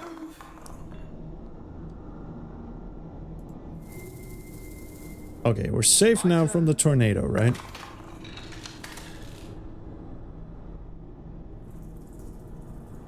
Where's he going? Why doesn't he just bring his little souls in? What is the problem? Oh well. I guess we did it. That's impossible. No, it took a really long time. You did it. I remember everything. Now there's only one thing left to do. Shut up? Because I'm hoping for shut up. Okay. I was starting to think like, yeah, we're not going to get through this. We're going to have to wait until another stream for this. Can I tumble off? No, I can't. Oh my god! R.I.P. frame rate. What the fuck? Oh well. I was dead sure this was going to be like... Oh wait. What happened? Oh. Hey boy. Portal must be opened. You failed us, Toymaker. The portals are what? No, this can't be. They told me what to do. Henry Stauf, your spell is told me what to do.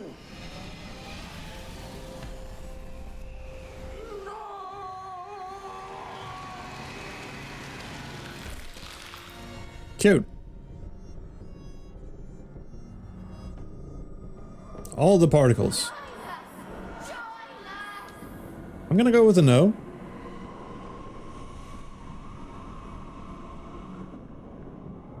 Right? Are we done?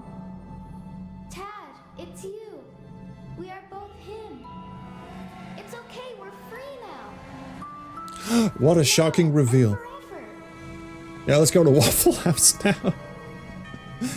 With the children's souls set free, the raging voices turn silent once more. No, I'm still here. You can look at it and go, oh wait, that's that puzzle, but in a sort of different light. And also that some puzzles had to, you know, sort of interacted with each other. So you solved one puzzle, which gave you a piece for another puzzle. What I didn't like was the whole hidden object part of it. That can go fuck itself. Question, were the actors worse than the original? See, again, I've said this many times throughout this playthrough. The original actors were over the top and hammy, and it was one big, you know, community theater production. And no, they were not good actors, but the actors in this game went so far in the other direction that it's dull, and they clearly had no idea what they were supposed to be doing, with the exception of, again, Julia Heine and Martine Burton. They seem to have a good grasp on their character, maybe because they were actually more well defined than the others, or had more to do, I suppose. Yeah, the original actors was so bad it's good. Most of the new ones are just bad. You know what? I can see that. Neverclick says they try to make it serious. Not really. There's still camp in it, but it's like they can't really decide if they want to go full camp or just skirt around the edge. I think they went sort of half-hearted camp. The story itself is, you can go two ways with it. You can either go camp, which is what the original did, and which this one, like midway, does, or you can go full dark Netflix reboot, because we are talking about dead children and dolls and possessions and ghosts and all that sort of shit, and people murdering each other with knives and snapping necks and shit. You could go full Netflix reboot dark on this, which I would love to see. But they didn't. They went sort of in a midway kind of thing. As the graphics were beautiful, the presentation was beautiful, music is awesome. The technology with the volumetric video, I'm sure, was very impressive in VR. Um, not so much when I mean, the audio was out of sync, and you could like. Yeah, I'm sure it was a much better idea in VR than it was here. But hey, it was cool. The technology was pretty cool. Don't think they did enough with the story either. They certainly didn't really explain much about why Tad was so important or what would happen if. Oh hey, it's all the guests. Again, you can probably barely hear it.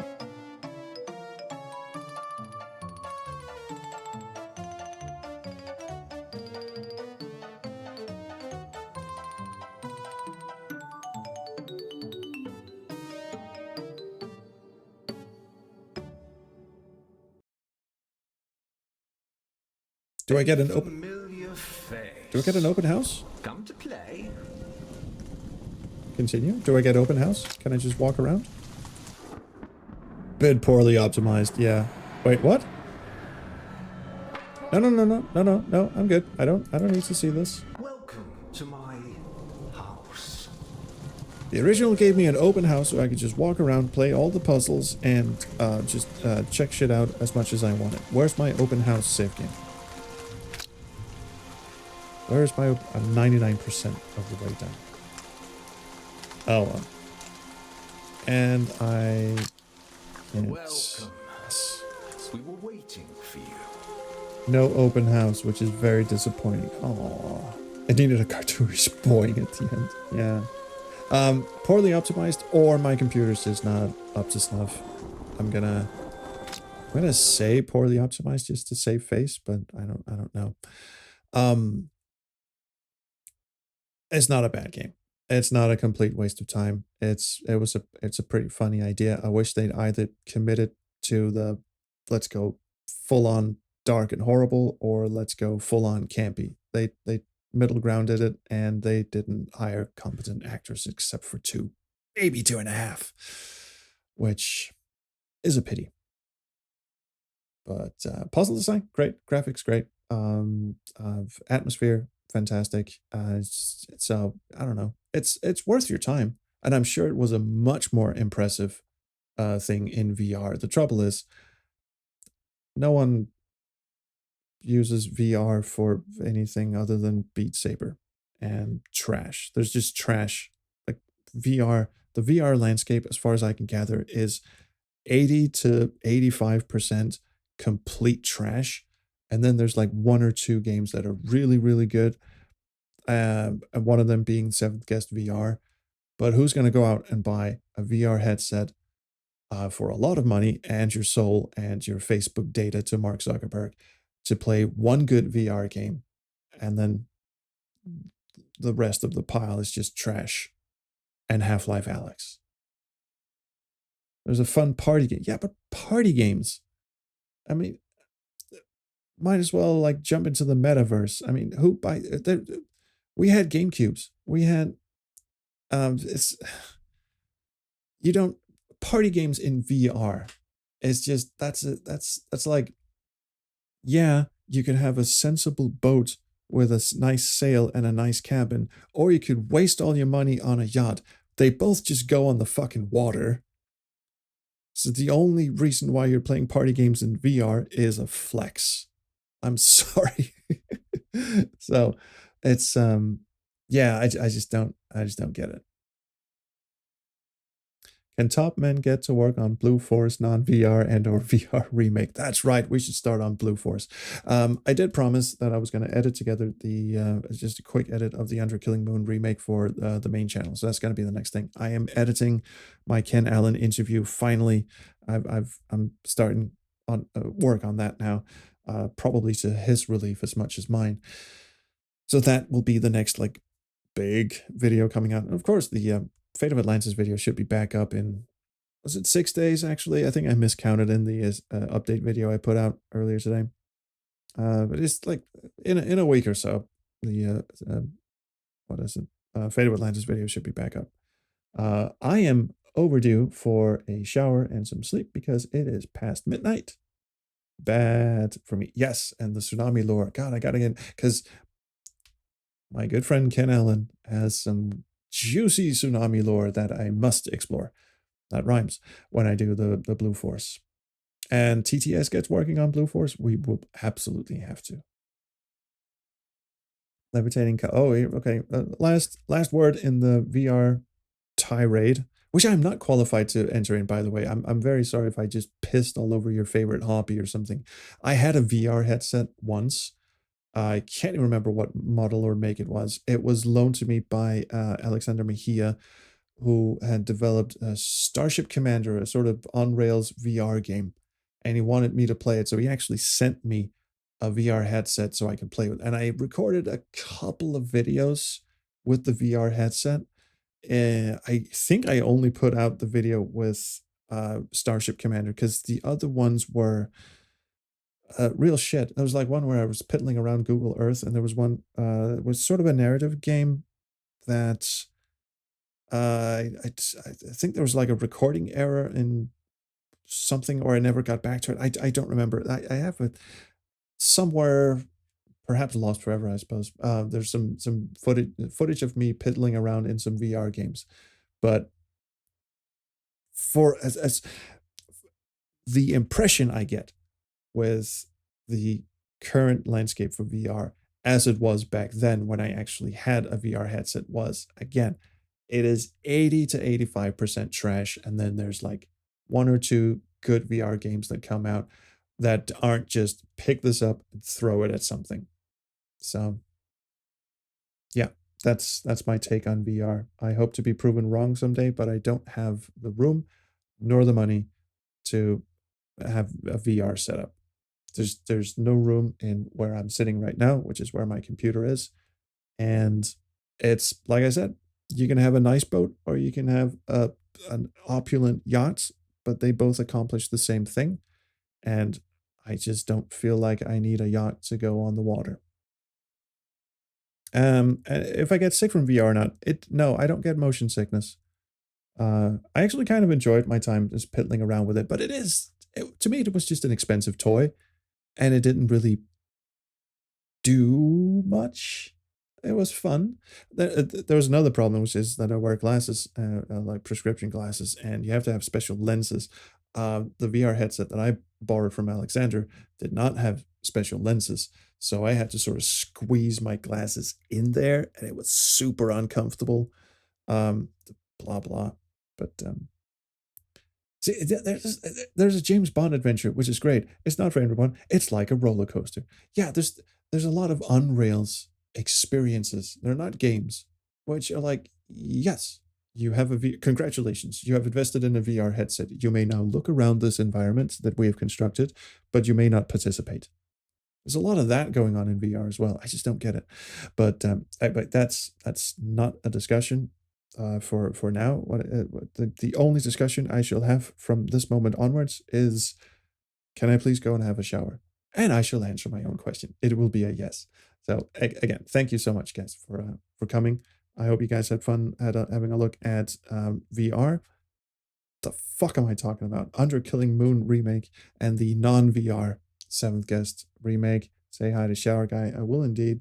Did I just call you guys? Again, we started this chat with, I forgot about the running joke we had at the start of the chat. Like, come on, chat. Let's log in. At the start of the chat, the start of the stream. God, my mind is going. Yeah, I'm out, bitches. Let's see you around the fuck off.